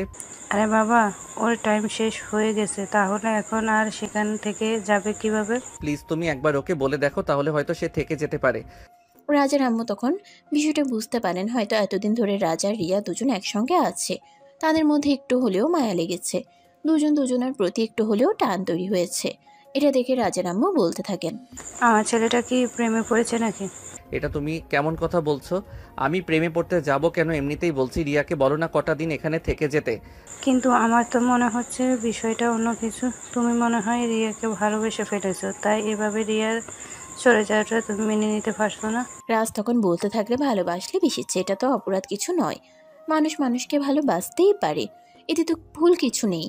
তাছাড়া দুজনেই প্রাপ্তবয়স্ক, দুজনে অনেকটা সময় একসঙ্গে কাটিয়েছে, এতে দুজনের প্রতি দুজনের একটু হলেও ভালো লাগা আর ভালোবাসা তৈরি হতেই পারে, এতে ভুলের কি আছে। তখন রাজের আম্মু বলতে থাকে, যদি কাউকে ভালোবাসে তাহলে সেটা গোপন না রেখে সেটা তার কাছে প্রকাশ করে দাও। তাকে বলে দাও তুমি তাকে ভালোবাসো, কারণ নিঃশ্বাসের কোনো বিশ্বাস নেই। তুমি কতক্ষণ বেঁচে থাকবে সেটা তুমিও জানো না। ভালোবাসা প্রকাশ না করে চলে যাওয়াটা বোকামি। তাহলে কি তুমি বলছো আমি যে রিয়াকে ভালোবেসে ফেলেছি সেটা রিয়াকে জানানো উচিত? তখন রাজের আম্মু বলতে থাকে, হ্যাঁ অবশ্যই, কারণ ভালোবাসা জিনিসটাই এরকম, মানুষের মন কখন কেমন হয় সেটা কেউ বলতে পারে না। আজ মেয়েটা নিজের জীবনের সঙ্গে কাউকে জড়িয়ে না, কিন্তু 2 দিন পরে যে মেয়েটা নিজের জীবনের সঙ্গে কাউকে জড়াবে না তার কি গ্যারান্টি আছে। তাই রাজ যেন রিয়াকে এ ব্যাপারে বলে দেয়। এই বলে তিনি রাজের রুম থেকে বের হয়ে নিজের রুমে চলে আসেন। আর এদিকে রিয়া ড্রয়িং রুমে বসে বসে অপেক্ষা করছিল রাজের জন্য, কারণ তার ফ্লাইটের সময় হয়ে গেছে। এমন সময় রাজের আম্মুকে রাজের রুম থেকে বের হতে দেখে রিয়া রাজের আম্মুকে বলে, আন্টি, রাজ কোথায়? এখনো আসছে না কেন? আমার তো ফ্লাইটের সময় হয়ে গেছে, তা না হলে তো আবার ফ্লাইট মিস হয়ে যাবে, আর ফ্লাইট মিস হলে টিকিট পেতে আমাকে আরও 15 দিন সময় লেগে যাবে, তখন তো আমি বিশাল একটা ঝামেলায় পড়ে যাব। অত রেডি হয়ে আছে, এক্ষুনি আসছে, কোনো চিন্তা করো না, তুমি সময় মতো এয়ারপোর্ট পৌঁছে দিতে পারবে। কিছুক্ষণের মধ্যেই রাজ সেখানে চলে আসে। তারপরে রিয়াকে নিয়ে এসে এয়ারপোর্টের উদ্দেশ্যে রওনা দেয়। এয়ারপোর্টের ওয়েটিং রুমে বসে আছে রাজ আর রিয়া দুজনেই। রাজ তখনই রিয়ার হাত দুটো ধরে বলতে থাকে, রিয়া প্লিজ আর কটা দিন এখানে থেকে যাও। আরে, তুমি কি পাগল হয়ে গেছো নাকি? আমার ফ্লাইটের আর মাত্র 10 মিনিট সময় বাকি, এমন সময় কেউ এসব কথা বলে? রিয়া তোমার সঙ্গে কাটানো সময়গুলো আমি ভুলতে পারবো না। তোমার সঙ্গে কাটানো সময়গুলো আমার বারবার মনে পড়তেই থাকবে। আমি কিভাবে ভুলে থাকবো এই সময়গুলো সেটা আমাকে একটু বলে যাবে? শোনো পাগল ছেলের কথা, তোমার কথা কি আমার মনে পড়বে না? তুমি আমাকে কতটা সহযোগিতা করেছো, আমার সঙ্গে কতটা সময় কাটিয়েছো, আমারও তো এগুলো মনে পড়বে। তাই বলে কি আমাকে এখানে থেকে গেলে চলবে নাকি? আমার পড়াশোনা, কোরিয়ার সব কিছুই তো ওখানে পড়ে আছে। আমি পড়াশোনা শেষ করে তারপর তো বাংলাদেশে চলে আসব, তারপর না হয় তোমার সঙ্গে অনেক অনেক সময় কাটাবো। বলতে না বলতেই ফ্লাইটের সময় হয়ে গেল। মাইকে ঘোষণা করা হলো আর লন্ডনের সমস্ত যাত্রীকে বিমানে উঠে পড়ার জন্য। রিয়া তখন রাজের হাতটা ছেড়ে দিয়ে রাগেশ নিয়ে বিমানের দিকে পা বাড়ালো। এদিকে রাজ হা হয়ে তাকিয়ে আছে, সে যেন কথা বলার ভাষা হারিয়ে ফেলেছে। তার 2 চোখ দিয়ে টপ টপ করে জল পড়ছে, সে কোনো কথাই বলতে পারছে না, চুপচাপ কান্না করে চলেছে। দেখতে দেখতে রিয়া বিমানে উঠে গেল আর কিছুক্ষণের মধ্যেই বিমানটি আকাশে উড়াল দিল। রাজ তখন আকাশের দিকেই তাকিয়ে আছে, সে কোনো কিছু বলতেও পারছে না আর কোনো কিছু ভাবতেও পারছে না। তার যেন নিঃশ্বাস নিতেও কষ্ট হচ্ছে, তার এরকম মনে হচ্ছে দেহ থেকে আত্মাটা বের হয়ে চলে যাচ্ছে। দেখতে দেখতে সন্ধ্যা হয়ে আসলো। রাজ এখনো বাড়িতে যায়নি, এয়ারপোর্টেই রয়েছে। তখনই তার আম্মু তাকে ফোন করে। তার আম্মু তাকে ফোন করে বাড়িতে যাওয়ার জন্য বলে। বেশ কিছুক্ষণ পর সেই এয়ারপোর্ট থেকে বের হয়ে রওনা দেয়। বাড়িতে পৌঁছাতে পৌঁছাতে রাত আনুমানিক 8টার মতো বেজে গেল। তখনই তার আম্মু তাকে বলতে লাগে, এয়ারপোর্ট থেকে বাড়িতে আসতে এত দেরি হলো কেন? রিয়ার ফ্লাইট তো সকাল 11টায় ছিল, তাহলে এতক্ষণ রাজ কোথায় ছিল? তখনই রাজ বলতে থাকে, আম্মু আমি রিয়ার চলে যাওয়াটা সত্যি মেনে নিতে পারছি না। আমি তাকে সত্যি ভালোবেসে ফেলেছি। প্লিজ কিছু একটা করো, আমি রিয়াকে বিয়ে করতে চাই। মাথা ঠান্ডা করো, ঠান্ডা মাথায় চিন্তা ভাবনা করো, তারপর যা করার করবি, কিন্তু এভাবে হুটহাট করে কোনো কিছুই করা যাবে না। তাছাড়া রিয়া আমার বান্ধবীর মেয়ে, এসে এখানে একটা কাজে এসেছিল, তাই হুট করে তাকে কিছু বলা যাবে না। তারপর আরও বেশ কিছুক্ষণ কথা বলে রাজ তার রুমে চলে আসে। পরের দিন বিকালবেলা রাজ তার রুমে বসে বসে মোবাইল টিপাটিপি করছিল। তখনই রিয়ার ফোন থেকে একটা মেসেজ আসে। মেসেজটা দেখে রাজ চমকে উঠল, তার দেহে যেন আত্মা ফিরে আসলো। তখনই সেই সঙ্গে সঙ্গেই মেসেজটা সিন করলো। আজ দুপুরে এসে লন্ডন পৌঁছালাম, কেমন আছো? মেসেজটা দেখার সঙ্গে সঙ্গেই রাজ রিয়ার নাম্বারে ফোন দিল। রিয়ার সঙ্গে কথা বলার জন্য তার মনটা ছটফট করছিল। দুবার রিং হতে না হতে রিয়া ফোনটা রিসিভ করলো। আর তখনই রাজ বলতে লাগলো, এভাবে তুমি আমাকে ফেলে চলে যেতে পারলে তোমার একটু মায়া হলো না আমার জন্য? আরে তুমি এভাবে কেন বলছো? এখানে আমি থাকি, পড়াশোনা করি, একটা প্রজেক্টের কাজে গিয়েছিলাম, তাই বলি কি আমাকে সেখানে সারা জীবন থেকে গেলে চলবে নাকি? আমার ক্যারিয়ার তো নষ্ট হয়ে যাবে। রাজ তখন আর রিয়াকে কোনো কিছুই বলল না, চুপচাপ প্রসঙ্গে ওটা পাল্টে নিল। তারপর রিয়ার সঙ্গে বেশ কিছুক্ষণ কথা বলল। কথা বলা শেষ হলে ফোন রেখে দিয়ে তার আম্মুর কাছে গেল আর বলতে লাগলো, আম্মু, আমি কোনো কিছু জানি না আর জানতেও চাই না। আমি তোমার কাছে শুধু একটা কথাই বলতে চাই, রিয়াকে তুমি ফিরিয়ে এনে দাও। রিয়াকে ছাড়া আমার নিঃশ্বাস বন্ধ লাগছে। আমি রিয়াকে ছাড়া থাকতে পারবো না। রাজের আম্মু তখন খুব ভালোভাবেই বুঝতে পারে রাজ রিয়াকে খুব বেশি ভালোবেসে ফেলেছে, কিন্তু একপাক্ষিক ভালোবাসা কখনোই পূর্ণতা পায় না। রিয়া লন্ডনের মতো দেশে বড় হওয়া একটা মেয়ে, তার তো নিজের ইচ্ছা অনিচ্ছা বলেও একটা ব্যাপার আছে। সে কি রাজকে মেনে নেবে বা ভালোবাসতে চাইবে? ওইসবই চিন্তা করতে থাকেন তিনি। পরক্ষণে আবার নিজের ছেলের কথা চিন্তাও করতে থাকেন। ছেলেটা তো ওনার ছেলে, কাউকে ভালোবেসে ফেলেছে, তাকে তো ছেলের জীবনে এনে দেওয়াটা তার কর্তব্য। তাই তিনি চিন্তা করতে থাকেন কিভাবে কি করা যায়, কিভাবে রিয়াকে রাজের জীবনে নিয়ে আসা যায়। এদিকে রিয়া চলে গেছে, প্রায় 1 সপ্তাহের মতো হয়ে গেছে। এদিকে রাজ পাগলের মতো হয়ে গেছে, তার কোনো কিছুই ভালো লাগছে না, সে কোনো কিছুই ভাবতে পারছে না। খাওয়া দাওয়া সবকিছু বাদ দিয়ে দিয়েছে, তার শুধু রিয়াকে চাই। নিজের ছেলের এমন পাগলামো দেখে একদম বেকায়দাতেই পড়ে গেছেন রাজের আম্মু। তিনি কি করবেন কিছুই বুঝতে পারছেন না। অপরদিকে রিয়ারও প্রায় সেম অবস্থা। সে লন্ডনে ফিরে এসেছে ঠিকই, কিন্তু নিজের পড়াশোনার ওপর কোনো মনোযোগ দিতে পারছে না। তার শুধু সারাক্ষণ রাজের কথা মনে পড়ছে, রাজের সঙ্গে কাটানো সময়গুলোর কথা মনে পড়ছে। সে অনেক চেষ্টা করার পরেও সব কিছু ভুলে থাকতে পারছে না। বারবার তার ওই কথাগুলো মনে পড়ছে, তাই সে মনে মনে ভাবল রাজের সঙ্গে একবার কথা বলে যাক, তাহলে হয়তো একটু ভালো লাগতে পারে। যেমন চিন্তা তেমনই কাজ। মোবাইলটা হাতে নিয়ে রাজের নাম্বারে ফোন দিল। রিং হতে না হতেই রাজ ফোনটা রিসিভ করলো। এটা দেখে রিয়া অনেকটাই অবাক হয়েই বলল, কি ব্যাপার? কল ঢুকতে না ঢুকতেই তুমি ফোনটা রিসিভ করলে?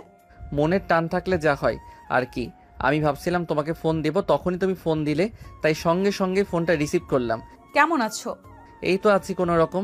বাদ দাও, তোমার কথা বলো, তুমি কেমন আছো? এই তো আছি। তুমি এভাবে কেন কথা বলছো? তোমার কিছু হয়েছে নাকি? রিয়া দেখো, আমি একদম মিথ্যা কথা বলতে পারি না, সত্যি। আমার তোমার কথা খুব মনে পড়ছে, তোমাকে খুব মিস করছি। রিয়া প্লিজ, তুমি আবার চলে এসো, এখানে আমি তোমাকে ছাড়া থাকতে পারছি না। কথাটা শুনে বেশ কিছুক্ষণ চুপ করে থাকে রিয়া। তারও মনের সেম অবস্থা, সেও তো রাজের সঙ্গে কথা বলার জন্য ছটফট ছটফট করছিল। সেও তো কোনোভাবেই রাজকে ভুলে থাকতে পারছে না, তাই সে কিভাবে কি বলবে সেটাই ভেবে পাচ্ছে না। বেশ কিছুক্ষণ সময় চিন্তা করার পর রিয়া বলতে লাগলো, রাজ, আমার মনে হয় আমরা দুজন দুজনকে ভালোবেসে ফেলেছি। সত্যি বলছো তুমি? হ্যাঁ রাজ, আমি একদম সত্য কথাই বলছি। এখানে প্রজেক্টের কাজ শেষ করে এসেছি ঠিকই, কিন্তু অন্য কোনো কাজে কোনোভাবেই মন বসাতে পারছি না। সব সময় শুধু তোমার কথাই মনে পড়ছে, বারবার শুধু তোমাকে নিয়ে চিন্তা হচ্ছে।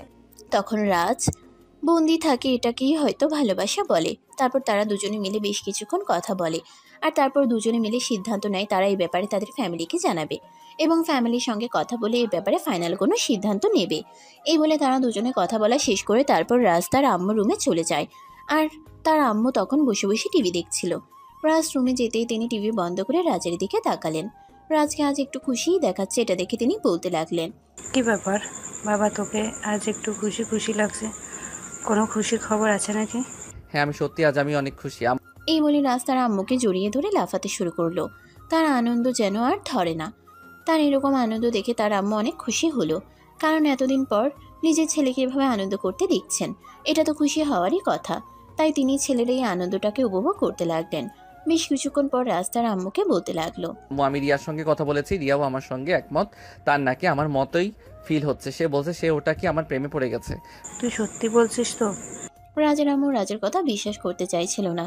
তাই রাজ যখন রিয়ার সঙ্গে কথা বলছিল তখন ফোনের কল রেকর্ডিং সেভ করে রেখেছিল। তখনই রাজ তার আম্মুকে সেই কল রেকর্ডিং শোনালো। রাজের আম্মু কল রেকর্ডিং শুনে অনেক খুশি হলো এবং তিনি সিদ্ধান্ত নিলেন তিনি নিজেই রিয়ার আব্বু আম্মুর সঙ্গে এই ব্যাপারে কথা বলবেন। হাজার হলেও তারা তো মেয়ের মা বাবা, তারা তো আর নিজের থেকে এসে পাত্রপক্ষের সঙ্গে মেয়ের বিয়ের ব্যাপারে কথা বলতে পারে না। তাই তিনি পরের দিন রিয়ার আম্মুর কাছে ফোন দিলেন। অতঃপর সব কিছু খুলে বলেন। সব কিছু শুনে রিয়ার আম্মু বলে, এটা তো খুবই ভালো খবর, কারণ তুই আর আমি তো সেই ছোটবেলা থেকেই ঠিক করে রেখেছিলাম তোর ছেলের কাছে আমার মেয়েকে বিয়ে দেবো। এখন যেহেতু ওরা নিজে থেকেই এই সিদ্ধান্ত নিয়েছে, তাহলে তো আমাদের খুশি হবার কথা। হ্যাঁ, সেই কথা তো মনে আছে, কিন্তু এখন তো সময় পাল্টেছে, অনেকটাই সময় পেরিয়ে গেছে। মানুষের মত বদলাতে তো আর বেশিক্ষণ সময় লাগে না। তাই তোর সঙ্গে কি ব্যাপারে কথা বলা। তখন রিয়ার আম্মু বলতে থাকে চিন্তার কোনো কারণ নেই, তিনি নিজের থেকে কখনো সিদ্ধান্ত পাল্টাতেন না। রিয়া যেহেতু এখনো পড়াশোনা করছে তাই তিনি এ ব্যাপারে একদম চুপ ছিলেন। অপরদিকে রাজও তো পড়াশোনা করছিল। তাদের পড়াশোনাটা শেষ হলেই তিনি এ ব্যাপারে কথা বলতেন, হাজার হোক ছোটবেলার বান্ধবীর সঙ্গে দেয়া কথা।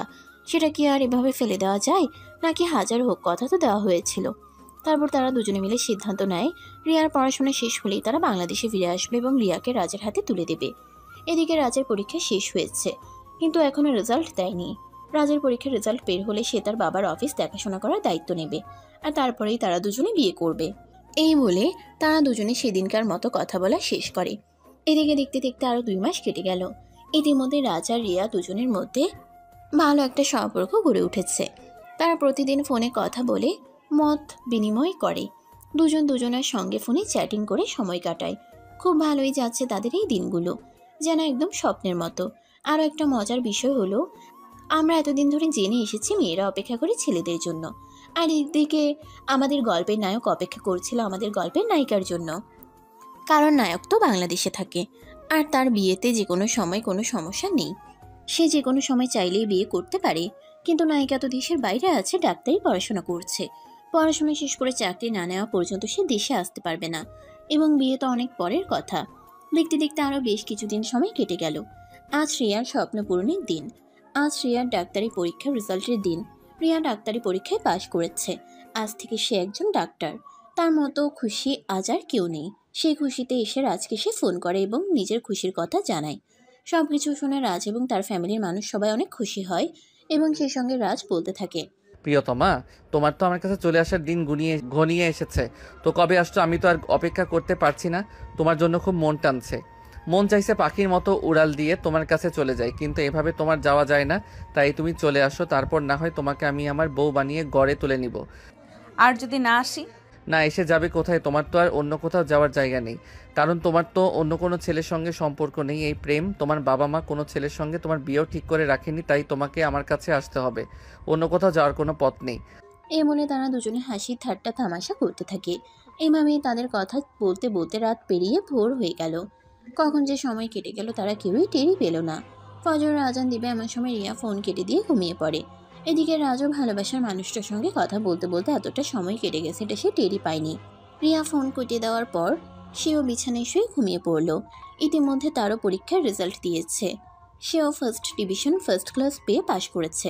তার বাবাও এই কয়েকদিনের মধ্যে অনেকবারই তাকে ব্যবসায় জয়েন করার জন্য বলেছে, কিন্তু সে তাদের সবাইকে জানিয়ে দিয়েছে বিয়ের আগে সে কোনো কাজ করবে না। যা কাজ করে সব বিয়ের পরে করবে। আগে সে রিয়াকে বিয়ে করুক, রিয়াকে আগে নিজের করে পাক, বউয়ের সঙ্গে একটু ভালো সময় কাটাবে, তারপর না কাজ নিয়ে চিন্তা করবে। এর আগে যদি কাজে ঢুকে পড়ে তখন তো আর বউকে সময় দিতে পারবে না। সারাক্ষণ শুধু কাজ কাজ আর কাজের মধ্যেই ডুবে থাকতে হবে। দেখতে দেখতে কেটে গেল আরও 1 সপ্তাহ। রিয়ার তারপরও ফ্যামিলি সহ বাংলাদেশে আসার জন্য প্রস্তুত। তাই তো রিয়া রাজকে ফোন দিল আর বলতে লাগলো তারা পরের দিনই বাংলাদেশে আসছে। এই কথা শুনে রাজ অনেক বেশি খুশি হলো। সে সেদিনও দৌড়ে গিয়ে তার আম্মুকে জড়িয়ে ধরে বলতে লাগে, আম্মু, আজ আমার কি খুশি লাগছে সেটা তোমাকে আমি বলে বোঝাতে পারবো না। রিয়া তার ফ্যামিলি সহ আগামীকালকে বাংলাদেশে ফিরে আসছে এবং খুব শীঘ্রই আমার বউ হতে চলেছে। এতটা ডাকডুল পিটাতে হবে না। রিয়ার আম্মুর সঙ্গে গতকালকে আমার কথা হয়েছে, আমি সবকিছু শুনেছি। জানো আম্মু, আজ আমার কি খুশি লাগছে সেটা আমি তোমাকে বলে বোঝাতে পারবো না। রিয়াকে ছাড়া এতদিন সময়গুলো আমার কিভাবে খেতে চাই সেটা আল্লাহ ভালো জানে। কি যে কষ্ট হয়েছে আমার সেটা আমি কাউকেই বলে বোঝাতে পারবো না। হয়েছে, আমাদেরকে বোঝাতে হবে না। তুমি তোমার রিয়াকে বুঝিয়ে দিও, তাহলেই হবে। সে যদি তোমাকে বুঝতে পারে তাহলে সেটাই হবে আমাদের জন্য সবথেকে বড় পাওয়া। এরপর মা ছেলে বসে বসে প্ল্যান করতে থাকে বিয়েতে কি কি করবে, কি কি কেনাকাটা করবে আর কি কি আয়োজন করবে। এভাবে দেখতে দেখতে কখন যে রাত পেরিয়ে সকাল হয়ে গেল সেটা তারা কেউই টেরই পেল না। সকালবেলা তাড়াতাড়ি করে ঘুম থেকে উঠে রাজ আর তারপর তার আম্মুকে ঘুম থেকে ডেকে তুলে আর বলতে থাকে তার আম্মু এখনো কেন নাক ডেকে ঘুমাচ্ছে। আজ তার রিয়ার দেশে আসার কথা, সেটা উনি ভুলে গেছেন কেন? উনি সকালবেলা ঘুম থেকে উঠে রিয়ার জন্য তার পছন্দের খাবারগুলো রান্না করছেন। না, রিয়া তো তার আম্মুর হাতের রান্না খাবার অনেক পছন্দ করে। তখন তার আম্মু বলতে থাকে রিয়া ঢাকায় এসে পৌঁছাতে বিকেল 3টার মতো বেজে যাবে, আর বাসায় আসতে আসতে প্রায় বিকেল 4টা। তাহলে এত সকাল সকাল রান্না করার কি আছে? এত আগে রান্না করে রাখলে সমস্ত খাবার ঠান্ডা হয়ে যাবে। তখন রাজ বলতে থাকে এত হেয়ালি করলে তো সময় কোন দিক দিয়ে বেরিয়ে যাবে সেটা টেরই পাওয়া যাবে না। তাই তার আম্মুকে সে এখনই রান্নার প্রস্তুতি নিতে বলে। তার আম্মু ছেলের পাগলামোর কাছে হার মেনে কোনো উপায়ান্ত না পেয়ে চলে গেল রান্নাঘরে, আর তারপর নিজের হাতে হবু পুত্রবধূর জন্য তার পছন্দের অনেক রকম খাবার রান্না করলো। এদিকে রাজের সময় যেন আর কাটতে চাইছে না। সে বারবার রিয়াকে ফোন করছে আর কোন পর্যন্ত এসেছে সেসব ব্যাপারে জানতে চায়। এদিকে ফোন রিসিভ করতে করতে রিয়া একদম বিরক্ত হয়ে গেছে, কারণ একটা মানুষ কতটা পাগল হলে 5 মিনিট পর পর ফোন দিয়ে জানতে চায় তারা কোথায় আছে। রিয়া অনেকটা বিরক্ত হয়ে রাজকে বলতে থাকে, রাজ, আমরা 2 মিনিটের রাস্তা আসছি না যে তাড়াতাড়ি চলে আসতে পারবো। আমরা অনেকটা রাস্তা আসছি। লন্ডন থেকে বাংলাদেশে মোটেও কিন্তু সহজ পথ নয়। তাই তুমি এইভাবে বারবার ফোন করো না। আমার সাথে ফ্যামিলির মানুষ আছে, তাদের সামনে তোমার সাথে কথা বলতে পারি। তারা মনে মনে কি ভাবছে সেটা একবার ভেবে দেখেছো? তোমাকে ছাড়া আমার সময় কাটছেই না, তাহলে আমি কি করব বলো? আমার 2 মিনিট সময় 2 বছরের মতো লাগছে, আর কে কি মনে করলো না করলো তাতে আমার কিছু যায় আসে না। আমি আমার হবু বউয়ের সঙ্গে কথা বলছি, এতে কারোর কিছু মনে করার কি বা আছে? অপরদিকে রিয়া অনেকটা বিরক্ত হয়ে ফোনটা কেটে দিল। তার বাবা মা তার সঙ্গে আছে, বাবা মায়ের সামনে এভাবে হবু হাজবেন্ডের সঙ্গে কথা বলা যায় নাকি? বিকেল 3টা বাজতে না বাজতেই রাজ এয়ারপোর্টে চলে গেল। অপেক্ষা করছে কখন রিয়া বাংলাদেশে এসে পৌঁছাবে। এদিকে সেদিন আবহাওয়াগত একটু সমস্যা থাকার কারণে প্লেন ঢাকা এয়ারপোর্টে অবতরণ করতে প্রায় বিকেল 4:30টার মতো বেজে গেল। এয়ারপোর্ট থেকে বের হতে দেখেই রাজ দৌড়ে গিয়ে রিয়াকে জড়িয়ে ধরল। রিয়া এমন অবস্থায় অনেকটাই লজ্জায় পড়ে গেল, কারণ পিছনে ছিল তার বাবা মা। বাবা মায়ের সামনে যে ছেলেটার সঙ্গে এখনো বিয়ে হয়নি সেই ছেলেটা এভাবে জড়িয়ে ধরেছে, এতে অনেকটাই অপ্রস্তুত অবস্থায় পড়ে গেছে রিয়া। সে তখন রাজকে বলতে থাকে তাকে ছেড়ে দেওয়ার জন্য, কিন্তু কোনোভাবেই ছাড়বে না। সে যেন আকাশের চাঁদ হাতে পেয়েছে, ছেড়ে দিলেই যেন চলে যাবে এরকম একটা অবস্থা। তাই রিয়া বলতে থাকে তাকে, এই পাগল ছেলে, আমি এখানে সারা জীবনের জন্য চলে এসেছি, আর কখনোই কোথাও যাব না। প্লিজ তুমি আমাকে ছেড়ে দাও। বাবা মা এখানে আছে, তারা কি মনে করবে ভেবে দেখেছো একবারও? আমি আমার হবু বউকে জড়িয়ে ধরেছি, এতে সমস্যা কি আছে? আমি তো আর রাস্তা থেকে মেয়ে ধরে এনে তাদেরকে জড়িয়ে ধরিনি। এই বলে 5 মিনিট ধরে হাত করার পর রাজ রিয়াকে ছেড়ে দেয়। তারপর রিয়ার বাবা মার সঙ্গে সালাম দিয়ে কুশলাদি বিনিময় করে তাদেরকে নিয়ে বাসায় চলে আসে। অপরদিকে রান্না বান্না সবকিছু শেষ করে খাবার টেবিলে সাজিয়ে রেখে অপেক্ষা করছিলেন রাজের আম্মু। তাদেরকে দেখা মাত্রই রাজের আম্মু তাদের সঙ্গে কুশল বিনিময় করলো এবং তাদের বিশ্রাম নিতে বলল। বেশ কিছুক্ষণ বিশ্রাম নেওয়ার পর রাজের আম্মু তাদেরকে নিয়ে খাবার টেবিলে চলে আসলো। তিনি আজ রিয়ার পছন্দের সমস্ত খাবার রান্না করেছেন। এটা দেখে রিয়া অনেক বেশি খুশি হয়েছে, কারণ দেশের বাইরে থাকাকালীন সময়ে বাংলাদেশের খাবার সে খুব বেশি মিস করত, কিন্তু সেখানে বাংলাদেশি খাবার সেরকম একটা সুযোগ সুবিধা ছিল না। তাছাড়া সে যেহেতু একজন ডাক্তার, তাই তাকে স্বাস্থ্যের প্রতি একটু বিশেষ মনোযোগী হতে হতো। তাই সে চাইলেও সবসময় সব রকম খাবার খেতে পারতো না, তাকে ডায়েট মেনটেন করতে হতো। তাছাড়া ওই দেশের নিয়মটাই এরকম, সবাইকে স্লিম দেখাতে হবে। রিয়া নিজের পছন্দের সব খাবার দেখতে পেয়ে কোনটা রেখে কোনটা খাবে সেটাই ভেবে পাচ্ছে না। সে একটার পর একটা খাবার নিয়ে গপ গপ করে খেয়ে চলে যায়। আশেপাশে কে কী বললো না বললো তার তাতে কিছুই যায় আসে না। এমনভাবেই খাবার খাচ্ছে যেন সে বিগত 1 সপ্তাহ ধরে কোনো খাবারই খায়নি। তখনই রাজার আম্মু পাশ থেকে বলতে থাকে, রিয়া মামুনি, সবগুলো খাবার আমি নিজ হাতে তোমার জন্য রান্না করেছি, তাই এত তাড়াহুড়া করে খাওয়ার কোনো কারণ নেই। তাড়াহুড়া করে খাবার খেলে খাবার গলায় আটকে যেতে পারে। তুমি আস্তে আস্তে খাবার খাও। নিজের হবু শাশুড়ি মায়ের মুখ থেকে এই কথাটা শুনে রিয়া অনেকটাই লজ্জায় পড়ে গেল। আসলে সে অনেক তাড়াহুড়ো করে খাবার খাচ্ছিল। মনে হচ্ছিল সে বিগত সপ্তাহ খানিক ধরে কোনো কিছু খায়নি। তাই সে তখন নিজেকে কন্ট্রোল করে আস্তে আস্তে খাবার খেতে লাগলো। খাওয়া দাওয়া শেষ হলে সবাই মিলে ড্রয়িং রুমে বসে গল্প করতে লাগলো। এদিকে রাজ রিয়ার সঙ্গে কখন কথা বলবে সেই চিন্তায় মগ্ন। তাই সে বারবার রিয়ার মোবাইলে ফোন দিতে থাকে। রিয়া ফোন দেয়, কেউ ফোন কেটে দেয়। তখনই রাজ রিয়াকে একটা মেসেজ দেয়। এই মেয়ে বড়রা এখানে গল্প করছে, করুক না। তুমি এখানে বসে বসে কি করছো? ছাদে আসো, তোমার সঙ্গে কথা আছে। মেসেজটা দেখার পর রিয়া আস্তে করে ওখান থেকে উঠে গেল, কারণ সে খুব ভালো করেই জানে এখন যদি এখান থেকে উঠে সেই রাজের কাছে না যায় তাহলে হয়তো রাজ এখানেই কিছু একটা উল্টোপাল্টা করে ফেলতে পারে। তার চাইতে বরং এটাই সবচেয়ে বেশি ভালো হয় এখান থেকে উঠে গিয়ে তার সঙ্গে কথা বলা। রিয়া সিঁড়ি দিয়ে সোজা ছাদে চলে আসলো। ছাদে এসে দেখতে পেল তাদের এক পাশে রাজ দাঁড়িয়ে আছে, তাকে দেখে আস্তে আস্তে তার পাশে গিয়ে দাঁড়ালো। তারপর বলতে লাগলো, কি ব্যাপার, কি সমস্যা তোমার? এবার বলো। তখনই রাজ রিয়ার কণ্ঠ শুনতে পেয়ে আর এক মুহূর্ত দেরি না করে পিছন ফিরে তাকানো মাত্রই রিয়াকে জড়িয়ে ধরে রিয়ার কপালে একটা কিস করে বলতে থাকে, তোমাকে খুব কাছে পেতে ইচ্ছে করে, তোমাকে খুব আদর করতে ইচ্ছে করে। সবার সামনে কি আর এগুলো করা যায় নাকি? কিন্তু তুমি তো ওখানেই বসেছিলে, তুমি এমন কেন বলো তো? আমি যা করেছি একদম ঠিক করেছি। তুমি ভুল। আমাদের এখনো বিয়ে শাদী কিছুই হয়নি। আমাদের কি এসব করা একদমই ঠিক হচ্ছে? তুমি একটু বেশি বাড়াবাড়ি করে ফেলছো। এসব বন্ধ করো। আমি তো পালিয়ে যাচ্ছি না, সারা জীবনের জন্য তোমার হব বলেই তো আমি এখানে এসেছি।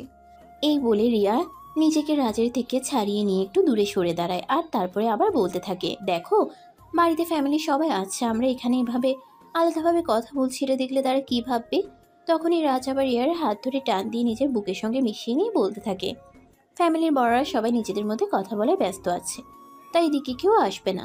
তারা এখানে কথা বলছে, এটা নিয়েও কারোর কোনো মাথা ব্যথা থাকবে না। এই বলে তারা দুজনেই সেখানে বসে বসে গল্প করতে থাকে। এদিকে দেখতে দেখতে সন্ধ্যা ঘুরিয়ে রাত চলে আসছিল, তাই তারা নিজেদের রুমে চলে আসে। এদিকে ফ্যামিলির সবাই মিলে সিদ্ধান্ত নিয়েছে দুদিনের মধ্যেই রাজ এবং রিয়ার বিয়ের কাজ সম্পন্ন করবে। যেহেতু আগে থেকে কথাবার্তা বলা ছিল, তাই তারা পূর্ব প্রস্তুতি নিয়ে রেখেছিল, শুধু বিয়ের কেনাকাটা করাটাই বাকি। তাই তারা সবাই মিলে সিদ্ধান্ত নিল আগামীকালকেই তারা বিয়ের শপিং করার জন্য বের হবে। পরের দিন সকাল 10টার দিকে সবাই ঘুম থেকে উঠে নাস্তা করে রেডি হয়ে নিল শপিংয়ে যাওয়ার জন্য।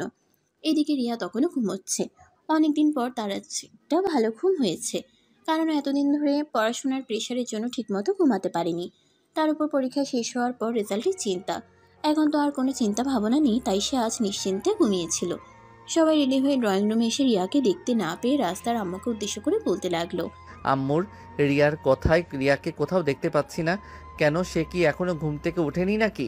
সেটা তো আমি জানি না, আমি এখনো রিয়াকে ডাকতে যাইনি। সকালবেলা আমরা যখন নাস্তা করেছিলাম তখন তো তোরা দুজন এই নাস্তার টেবিলে আসিসনি। আমি তো ভেবেছি তোরা দুজন একসঙ্গে ঘুম থেকে উঠে তারপরে নাস্তা করবি, তাই আমি তোদেরকে আর ডাকতে যাইনি। রাস্তার আম্মুর এই কথা শুনে সেখানে আর এক মুহূর্তও দেরি না করে সোজা রিয়ার রুমে চলে গেল। রুমে গিয়ে দেখতে পেল দরজা এখনো ভিতর থেকে বন্ধ, তার মানে রিয়া এখনো ঘুমোচ্ছে। তাই রাজ রুমের দরজায় নক করতে থাকে। বেশ কিছুক্ষণ নক করার পর রিয়া ঘুম ঘুম চোখে রুমের দরজা খুলে বলতে থাকে, কি ব্যাপার, কি হয়েছে? এত সকাল সকাল রুমের দরজায় নক করছো কেন? তখনই রাজ বলতে থাকে আজ তাদের বিয়ে শপিং করতে যাওয়ার কথা। এই কথা রিয়া ভুলে গেল কি করে? এই কথা শুনে রিয়া তাড়াতাড়ি করে আলমারি থেকে নিজের পোশাক বের করে ওয়াশরুমে ঢুকে গেল।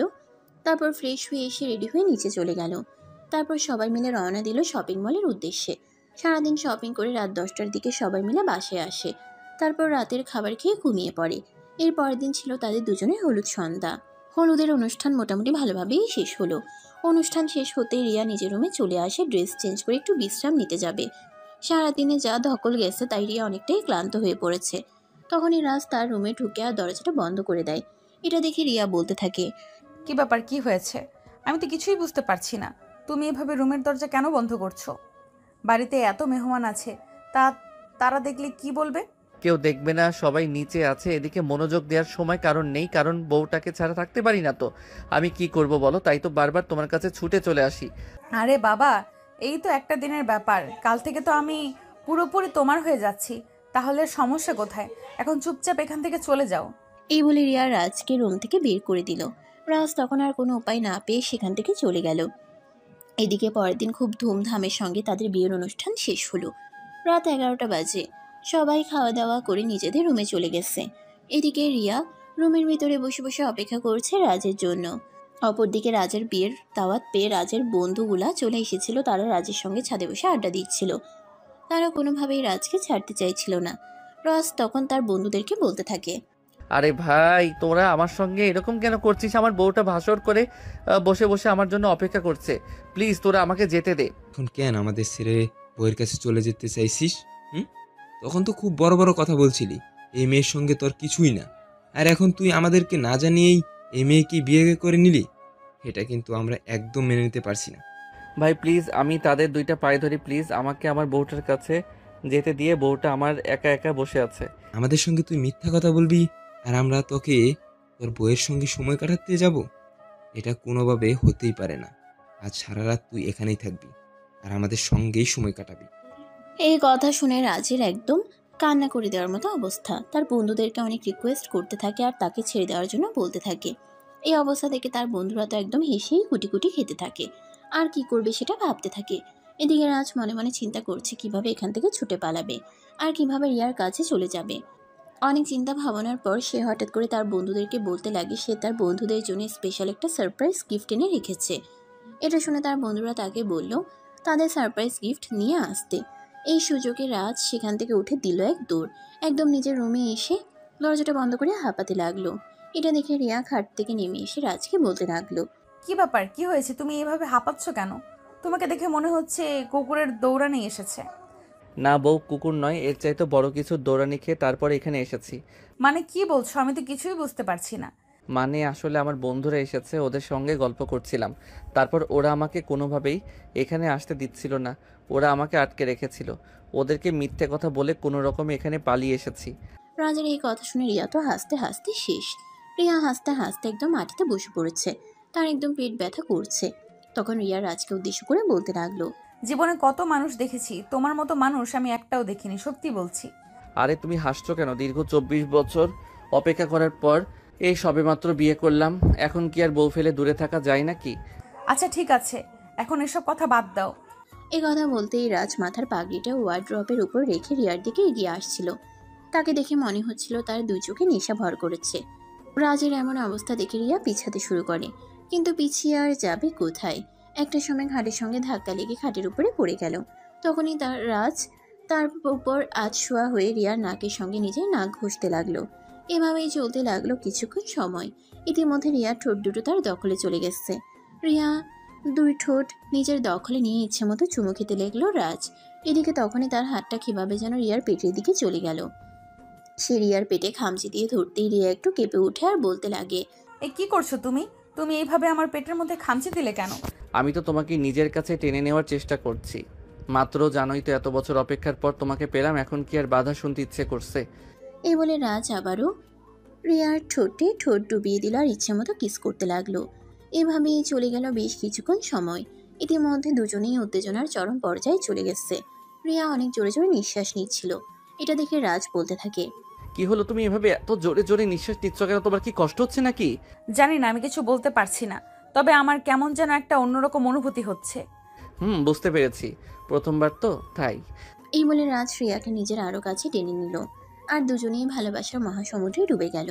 তাদের ভালোবাসার আদান প্রদান পর্ব শেষ হলে দুজনে মিলে ফ্রেশ হয়ে এসে ঘুমিয়ে পড়ল। সকালবেলা ঘুম থেকে উঠে রিয়া রান্নাঘরে চলে গেল, সবার জন্য চা নাস্তার ব্যবস্থা করলো। রিয়া সবার জন্য খাবার সাজিয়ে টেবিলে এসেছে, তখনই সবাই ঘুম থেকে উঠে নাস্তার টেবিলে আসে। রিয়াকে রান্নাঘরে দেখে রাজের আম্মু কিছুটা চমকে গিয়ে বলতে থাকে, কি ব্যাপার বৌমা, তুমি এত সকাল সকাল রান্না করে আসতে গেলে কেন? তাছাড়া তোমাকে রান্না করার কথা এবার কে বলেছে? আমি তো ঘুম থেকে উঠে সবার জন্য রান্না করেই নিতাম। আম্মু, এবার থেকে আপনাকে কোনো কাজ করতে হবে না, আমি এবারের বউ, এবারের সবার জন্য খাবার রান্না করা আমার দায়িত্ব। তাই এখন থেকে বাড়ির প্রত্যেকটা মানুষের জন্য আমি নিজের হাতে খাবার তৈরি করব। কিন্তু বৌমা, এই যে এত কষ্ট করে লেখাপড়া শিখে ডাক্তারি চাকরি নিয়েছো, সেটার কি হবে? ওসব নিয়ে আপনাকে কোনো চিন্তা করতে হবে না আম্মু। আমি যখন পড়াশোনা করেছি, চাকরি নিয়েছি, চাকরি অবশ্যই করব। তাই বলে কি সংসার ছেড়ে দেবো নাকি? সংসার তো আমাকে করতেই হবে, কারণ আমি মেয়ে মানুষ। মেয়ে মানুষ থেকে দুনিয়ার সব কিছু বাদ দিয়ে দিলেও সংসার কখনোই বাদ দিতে হয় না। রিয়ার কথা শুনে রাজের আম্মু অনেক খুশি হয়। তারপর সবাইকে ডেকে নিয়ে একসঙ্গে নাস্তা করে নিলেন। এদিকে রিয়ার আব্বু আম্মু বাংলাদেশ ফিরে এসেছে ঠিকই, কিন্তু তাদের এখানে নিজেদের কোনো বাড়িঘর নেই। তাই তারা ঠিক করলে এবার বাংলাদেশে বাড়ি করার চিন্তা ভাবনা করবে। কারণ মেয়ের যেহেতু বাংলাদেশ চাকরি আর বিয়ে দুটোই হয়েছে, তাহলে তো এখন তাদের বাংলাদেশেই থাকতে হবে। তাই রিয়ার আব্বু রাজের আব্বুর সঙ্গে কথা বলে তাদের একটা বাড়ি কেনার বন্দোবস্ত করে এরপর তারা সেখানেই থেকে যায়। দেখতে দেখতে কেটে গেল প্রায় 2 মাস। ইতিমধ্যে রিয়ার চাকরিতে জয়েন করেছে। প্রতিদিন সকালবেলা ঘুম থেকে উঠে সবার জন্য নাস্তা বানানো, দুপুরের খাবার তৈরি করা, তারপর ফ্রেশ হয়ে রেডি হয়ে হসপিটালে যাওয়া, সারাদিন রোগী নিয়ে থাকা, তারপর আবার সন্ধ্যায় বাড়িতে ফিরে এসে সবার জন্য নাস্তা বানানো, সেই সাথে রাতের খাবার। এই সব কিছু মিলিয়ে রিয়াকে অনেকটাই ব্যস্ততার মধ্যে সময় পার করতে হচ্ছে। এটা দেখে রাজ রিয়াকে বলল, দেখো রিয়া, সবকিছু মিলিয়ে তোমার উপর অনেকটা প্রেশার পড়ে যাচ্ছে, তোমার খুব কষ্ট হয়ে যাচ্ছে। তাই আমি বলছিলাম কি, এবার যদি বাড়িতে একটা কাজের মেয়ে নিয়ে আসা যেত তাহলে হয়তো একটু ভালো হতো। দেখো, একদম এসব কথা বলবে না। যখন আমি ছিলাম না তখন কি হয়েছে সেসব ব্যাপারে জানার বিন্দুমাত্র আগ্রহ আমার নেই, কিন্তু এখন আমি এই বাড়িতে আছি। তাছাড়া আমি এই বাড়ির বউ, সংসার সামলানোটা আমার দায়িত্ব।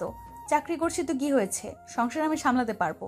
এই বলে রাজের কথাকে কোনো পাত্তাই দিল না। সে নিজের মতো করে নিজের সংসার, চাকরি সবকিছু সামলাতে লাগলো। দেখতে দেখতে বিয়ের প্রায় 2 বছর সময় কেটে গেল। ইতিমধ্যে রাজ তার বাবার ব্যবসা দেখাশোনা করছে, ব্যবসাটাকে মোটামুটি ভালো একটা পর্যায়ে পৌঁছে দিয়েছে। অপরদিকে রিয়ার আব্বু লন্ডনের সমস্ত বিজনেস বাংলাদেশে ট্রান্সফার করে নিয়ে এসেছেন এবং তিনি বাংলাদেশেই থাকছেন। রিয়া আর রাজকে তাদের ফ্যামিলি সহ রিয়ার বাবার বাড়িতে ইনভাইট করা হয়েছে। রিয়ার জন্মদিন উপলক্ষে রিয়ার বাবা একটা ছোটখাটো পার্টির আয়োজন করেছে। সেখানে সারাদিন সবাই অনেক আনন্দ উল্লাস করেছে। পার্টি শেষ করে সবাই মিলে নিজেদের বাড়িতে চলে গিয়েছে। এদিকে রিয়া আর রাজ দুজনে অনেকদিন পর একসঙ্গে একটু সময় কাটানোর সুযোগ পেয়েছে। কারণ সংসার আর ডিউটি সামলে রাজের সঙ্গে সময় কাটানোর খুব একটা সময় পেত না। অপরদিকে রাজও অফিস নিয়ে খুব বেশি ব্যস্ত থাকতো, কারণ তাকে পুরো ব্যবসাটা একাই হ্যান্ডেল করতে হতো। তাই সেও রিয়ার কাছাকাছি থাকার খুব একটা সময় পেত না। রাত 11টা বাজে। রিয়া আর রাজ নিজেদের রুমে শুয়ে আছে। রিয়া মনে মনে কিছু একটা নিয়ে চিন্তা করছিল আর উপরে ঘুরন্ত ফ্যানটার দিকে তাকিয়েছিল। তখনই রাজ রিয়ার হাতটা ধরে নিজের কাছে টেনে নেয় আর বলতে থাকে, কি ব্যাপার, আমার বউটাকে দেখছি কোনো একটা বিষয় নিয়ে খুব চিন্তিত। আরে না, সেরকম কোনো ব্যাপার নয়, এমনি। এই বলে রিয়া বিষয়টাকে সম্পূর্ণ এড়িয়ে যেতে চাইল, কিন্তু রাজ তো আর ছেড়ে দেওয়ার মতো পাত্র নয়। রিয়া বিষয়টাকে এড়িয়ে যেতে চাইবে আর সেও এই বিষয়টাকে এড়িয়ে যেতে দেবে, এরকমটা সে কখনোই হতে দেবে না। সে রিয়াকে টান দিয়ে নিজের বুকের সঙ্গে একদম মিশিয়ে নিল আর তারপর রিয়ার গালে হাত রেখে বলতে লাগলো, দেখাবো।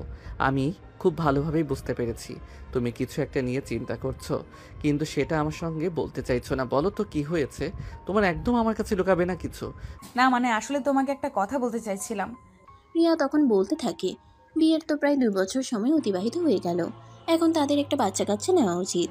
এদিকে অনেক মেয়ে মানুষ আছে যারা নিজেদেরকে সময় দিতে গিয়ে মাতৃত্বের স্বাদ অনুভব করতে পারে না, যারা নিজের ক্যারিয়ারে ফোকাস করতে গিয়ে অনেক সময় নিজের মা হওয়ার ক্ষমতাটাই হারিয়ে ফেলে। তখনই রাজ বলতে থাকে, দেখো তুমি চাইলে বাচ্চা নিতেই পারো, তবে একটা কথা তোমাকে আমি বলে রাখি, আমি তোমাকে ভালোবাসছি, তোমার রূপ, তোমার ঘুম, তোমার চাকরি বা অন্য কিছুকে নয়। তুমি যদি কোনোদিন আমাকে বাবা হওয়ার শক্তিতে নাও পারো, তারপর আমি কখনো তোমাকে ছেড়ে যাব না, কারণ আমি তোমার ব্যক্তিত্বকে ভালোবাসছি। কিন্তু তারপরও আমার মনে হয় এবার আমাদের একটা বাচ্চা নেওয়ার চেষ্টা করা উচিত।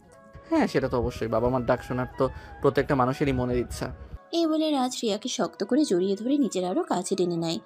রিয়ার পেটের উপর থেকে 3 পিসের পার্টটা সরিয়ে দেওয়ায় তল পেটে হাত দিতে থাকে আর বলতে থাকে, এখানটাই আসবে বুঝি আমার ছোট্ট সোনাটা। কথাটা শুনে রিয়া অনেকটাই লজ্জা পেয়ে গেল আর নিজের মুখটা লুকানোর বৃথা চেষ্টা করতে লাগলো।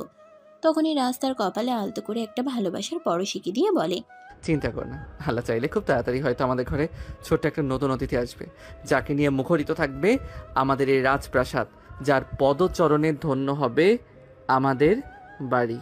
এই বলে রাজ রিয়ার কানের কাছে থেকে চুলগুলো সরিয়ে নিয়ে তার গলায় ঘাড়ে ভালোবাসার স্পর্শ দিতে লাগলো আর মুহূর্তের মধ্যেই দুজন ভালোবাসার অতল সমুদ্রে হারিয়ে গেল। এ পর্যন্ত ছিল গল্পটা। আপনাদের কাছে কেমন লেগেছে অবশ্যই ছোট্ট একটা কমেন্টে জানাবেন। নতুন নতুন ভালোবাসার গল্প শুনতে অবশ্যই আমাদের এই চ্যানেলটিকে সাবস্ক্রাইব করে পাশেই থাকবেন। আবার দেখা হবে নতুন কোনো গল্পে। সে পর্যন্ত সবাই ভালো থাকবেন এবং সুস্থ থাকবেন। আল্লাহ হাফেজ।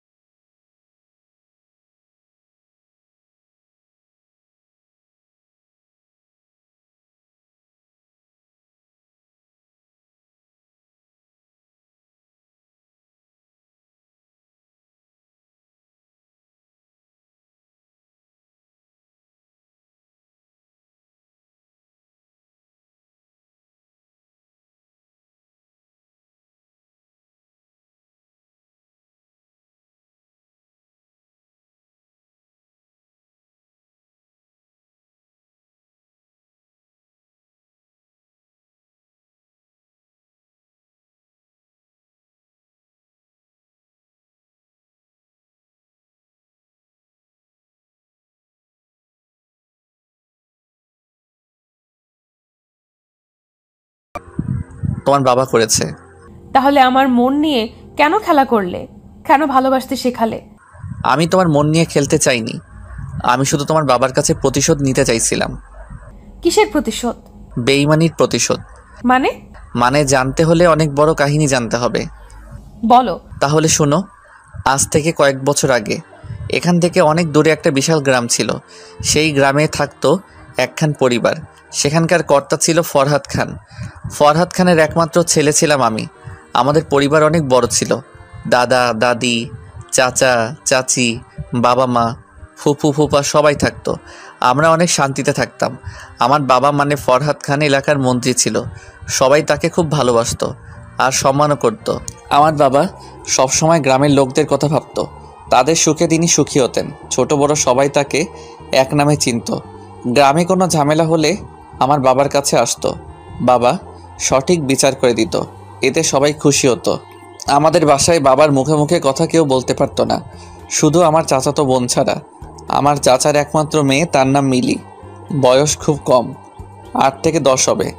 বাবা মিলিকে খুব ভালোবাসতো, নিজের মেয়ের মতো আদর করে তাকে মা বলে ডাকতো। তাছাড়া সবাই বাবাকে খুব ভয় পেত। একদিন বাবার কানে খবর এলো পাশের গ্রামে নাকি ঠিকমতো পানি বিদ্যুৎ যায় না, আবার সরকার যেসব ভাতা দিত সেসবও নাকি তারা পেত না। তখন বাবা আমায় ডাকলেন। বাবা জানতেন আমি মারপিটে সবসময় এক্সপার্ট। বাবা, আপনি আমায় ডেকেছেন? হ্যাঁ, খবর পেলাম পাশের গ্রামে নাকি বিদ্যুৎ ঠিক মতো থাকছে না। গিয়ে একটু খবর নাও তো। শোনো, সেখানে গিয়ে আবার মারপিট করো না। ঠিক আছে বাবা। যাও। ওকে বাবা। আমি বাবার কাছ থেকে চলে আসলাম। আমার বন্ধু ছিল রাকিব, ছোটবেলার বন্ধু। তাকে সাথে করে নিয়ে রওনা হলাম। রাস্তায় যেতে যেতে অনেক মজা করলাম। গ্রামের পাশে এসে খুব তৃষ্ণা লাগলো। তখন দেখলাম সামনে একটা মেয়ে কলসিতে করে পানি নিয়ে যাচ্ছে। এই যে ম্যাডাম। মেয়েটা তাকিয়ে আবার হাঁটতে লাগলো। আমি আবার ডাকলাম। এবার মেয়েটা চোখ রাঙিয়ে থামলো। কাছে যেতেই, এই অসভ্য ছেলে, মেয়ে দেখলেই কি ডাকতে ইচ্ছে করে? ঘরে কি মা বোন নেই? কালকে আমার বান্ধবীকে নিয়ে মজা করছিস। আরে কি বলছো? আমি তো জানি জানি, এটাই তো বলবি যে আর কোনো দিন হবে না? তোরা তো দূরের কথা, আমায় দেখে বড় বড় গুন্ডা ভয় পায়। আমায় একটু পানি দিবেন? ভয়ে গলা শুকিয়ে গেছে, নে পানি খা। মেয়েটা পানি দিল, খেয়ে নিলাম। তারপর মেয়েটা চলে গেল। আমি তাকিয়ে থাকলাম। দেখতে ভালোই, তবে একটু ঝগড়াটে। তাছাড়া সব ঠিক আছে। আরে ছাড়ো না, হয়তো ভুল করে বলছে। তারপর আরও কিছু কথা বলতে বলতে গ্রামে প্রবেশ করলাম। গ্রামে আসতেই দেখি এক লোক কারেন্টের তারের সাথে আটকে গেছে। বাঁচার জন্য সে চিৎকার করতেছে, কিন্তু কেউ ভয়ে এগিয়ে যায় না। আমি দৌড়ে গেলাম কাছে, আর দেখলাম মেইন লাইনের তারের সাথে আটকে আছে। আমি পাশ থেকে একটা বড় বাঁশ নিয়ে কারেন্টের ফিউজ বরাবর ছুঁড়ে মারলাম। সাথে সাথে ফিউজ পড়ে গেল, আর লাইন যাওয়ার সঙ্গে সঙ্গে মানুষটা পাটিতে গলে পড়ে গেল। আমি ডাক্তারকে ডাকতে বললাম। ডাক্তার এসে বলল কিছুক্ষণ পর তার শরীর থেকে কারেন্ট যাবার পর তার গায়ে হাত দেওয়া যাবে। কিছুক্ষণের মধ্যে সবাই সেখানে জড়ো হয়ে গেল, আর আমায় বলল এটা নাকি তাদের গ্রামে হয়েই থাকে। অনেক মানুষ নাকি মরছে, ঠিক মতো কারেন্ট থাকে না, তাই নাকি এসব তারও ঠিক নেই। আমি জানতে চাই এখানকার চেয়ারম্যানকে। তখন তারা নাম বলে সাদেক আহমেদ। তারা জানতে চাইল আমি কে। তখন আমার পরিচয় দিলাম। আমি ফরহাদ খানের একমাত্র ছেলে শাকিল খান। তারপর আমরা দুজন সোজা চেয়ারম্যানের বাসার দিকে রওনা হলাম। আর এখানে এদের মধ্যে ওই মেয়েটাও আসে। মেয়েটা তার বান্ধবীকে বলে আজ এই ছেলেকে উচিত শিক্ষা দিয়েছি। তার বান্ধবী বলে কেন? তখন মেয়েটা সব খুলে বলে। তখন তার বান্ধবী বলে এটা কি করছিস? তুই জানিস ওকে? কে ওটা? ওটা পাশের গ্রামের ফরহাদ খানের একমাত্র ছেলে শাকিল খান। ফরহাদ খানকে তো চিনিস? তাতে কি, ও তোকে অপমান করেছে তাই আমি। দূর পাগলি, এই ছেলেও না, এই ছেলে তো সবার উপকার করে, ওর জন্যই তো এই মানুষটা বাঁচলো। এই রে, আমি কি করছি এটা? ওকে ধরে সরি বলিস, নয়তো দেখিস কি হয়। এদিকে আমি আর রাকিব চেয়ারম্যানের বাসায় চলে গেলাম। চেয়ারম্যানের বাসায় যেতেই দেখলাম সাদেক আহমেদ বাসায় আছে। আমি তার সাথে কথা বলি, কিন্তু সে তার ক্ষমতার বড়াই দেখায়। আমার মাথায় একদম রাগ উঠে যায়। তখন আমি ওর সাথে রাগী কণ্ঠে কথা বলতে লাগলাম। আমি জানতে চাইলাম, এই গ্রামে এত কারেন্টের সমস্যা, সে চেয়ারম্যান হয়েও কেন কিছু করছে না? আর সবথেকে বড় কথা হলো, সে গরিবের অধিকার মেরে খায়, যা গুরুতর অন্যায়। আর এই অন্যায় শাস্তি তাকে পেতে হবে। এই কথা নিয়ে অনেক ঝামেলা হলো। সাদেক আহমেদ আমাকে মারার হুমকি দিল। রাগ করে উঠে সামনে থাকা টেবিলে লাথি মেরে চলে আসলাম। বাইরে আসতেই ফোনটা বেজে উঠল। তখন ফোন বের করে দেখি বাবার ফোন। আমি কল রিসিভ করে বাবাকে সব খুলে বললাম। বাবা কিছু বলল না। আমিও ফোন কেটে দিলাম। তারপর দুজনে মিলে গ্রামে ঘুরতে লাগলাম। তখন হঠাৎ সামনে দেখলাম সেই মেয়েটা। আমি দেখেও না দেখার ভান করে থাকলাম। তখন দূর থেকে মেয়েটা ডাকছে। আমি সাড়া দিলাম না। রাকিব ওর দিকে তাকালো। তখন তাকে থামতে বলল। রাকিব আমায় থামালো। মেয়েটা আমার কাছে আসলো। হাই, আমার নাম সাথী, চিনতে পারছেন? তোমায় কেমনে ভুলি? আসলে আমি ভুল করে আপনাকে বকা দিছি। আমি জেনে শুনে কিছু করি নাই, তার জন্য সরি, মাফ করে দিয়েন। আপনি কি এই গ্রামে নতুন? হ্যাঁ, আমি শহর থেকে পড়াশোনা শেষ করে গ্রামে আসছি। ও, তাহলে চলেন, আপনাকে আমি গ্রামটা ঘুরে দেখাই। দেখালে তো সমস্যা নেই। তারপর সাথী, আমি আর রাকিব গ্রামে ঘুরতে বের হলাম। সারাদিন সাথীর সাথে ঘুরলাম। মেয়েটার কথাবার্তা, আচার আচরণ আমার খুব ভালো লাগলো। দেখতে দেখতে সারা দিন কেটে গেল। আজকের দিনটা আমার খুব সুন্দর কাটলো। রাতের বেলা ঘুমাতে গিয়ে আর ঘুমাতে পারি না, শুধু মেয়েটার কথা মনে হচ্ছে। কত সুন্দর মেয়েটা। সে যদি আমার মনের মানুষ হয় তাহলে কতই না সুন্দর হয়। খাট থেকে উঠে বাইরে আসলাম। বাইরে এসে দেখি আম্মু, চাচি আর দাদি বাইরে বসে আছে। আমায় দেখে দাদি জিজ্ঞেস করলো, কি হয়েছে? আমি কিছু না বলে দাদির কোলে মাথা দিয়ে শুয়ে পড়লাম। পরের দিন আবার সেই গ্রামে চলে গেলাম আর সাথীর সাথে দেখা করলাম, কথা বললাম। আস্তে আস্তে আমাদের সম্পর্ক মজবুত হতে লাগলো। একদিন হঠাৎ করে সব উলটপালট হয়ে গেল।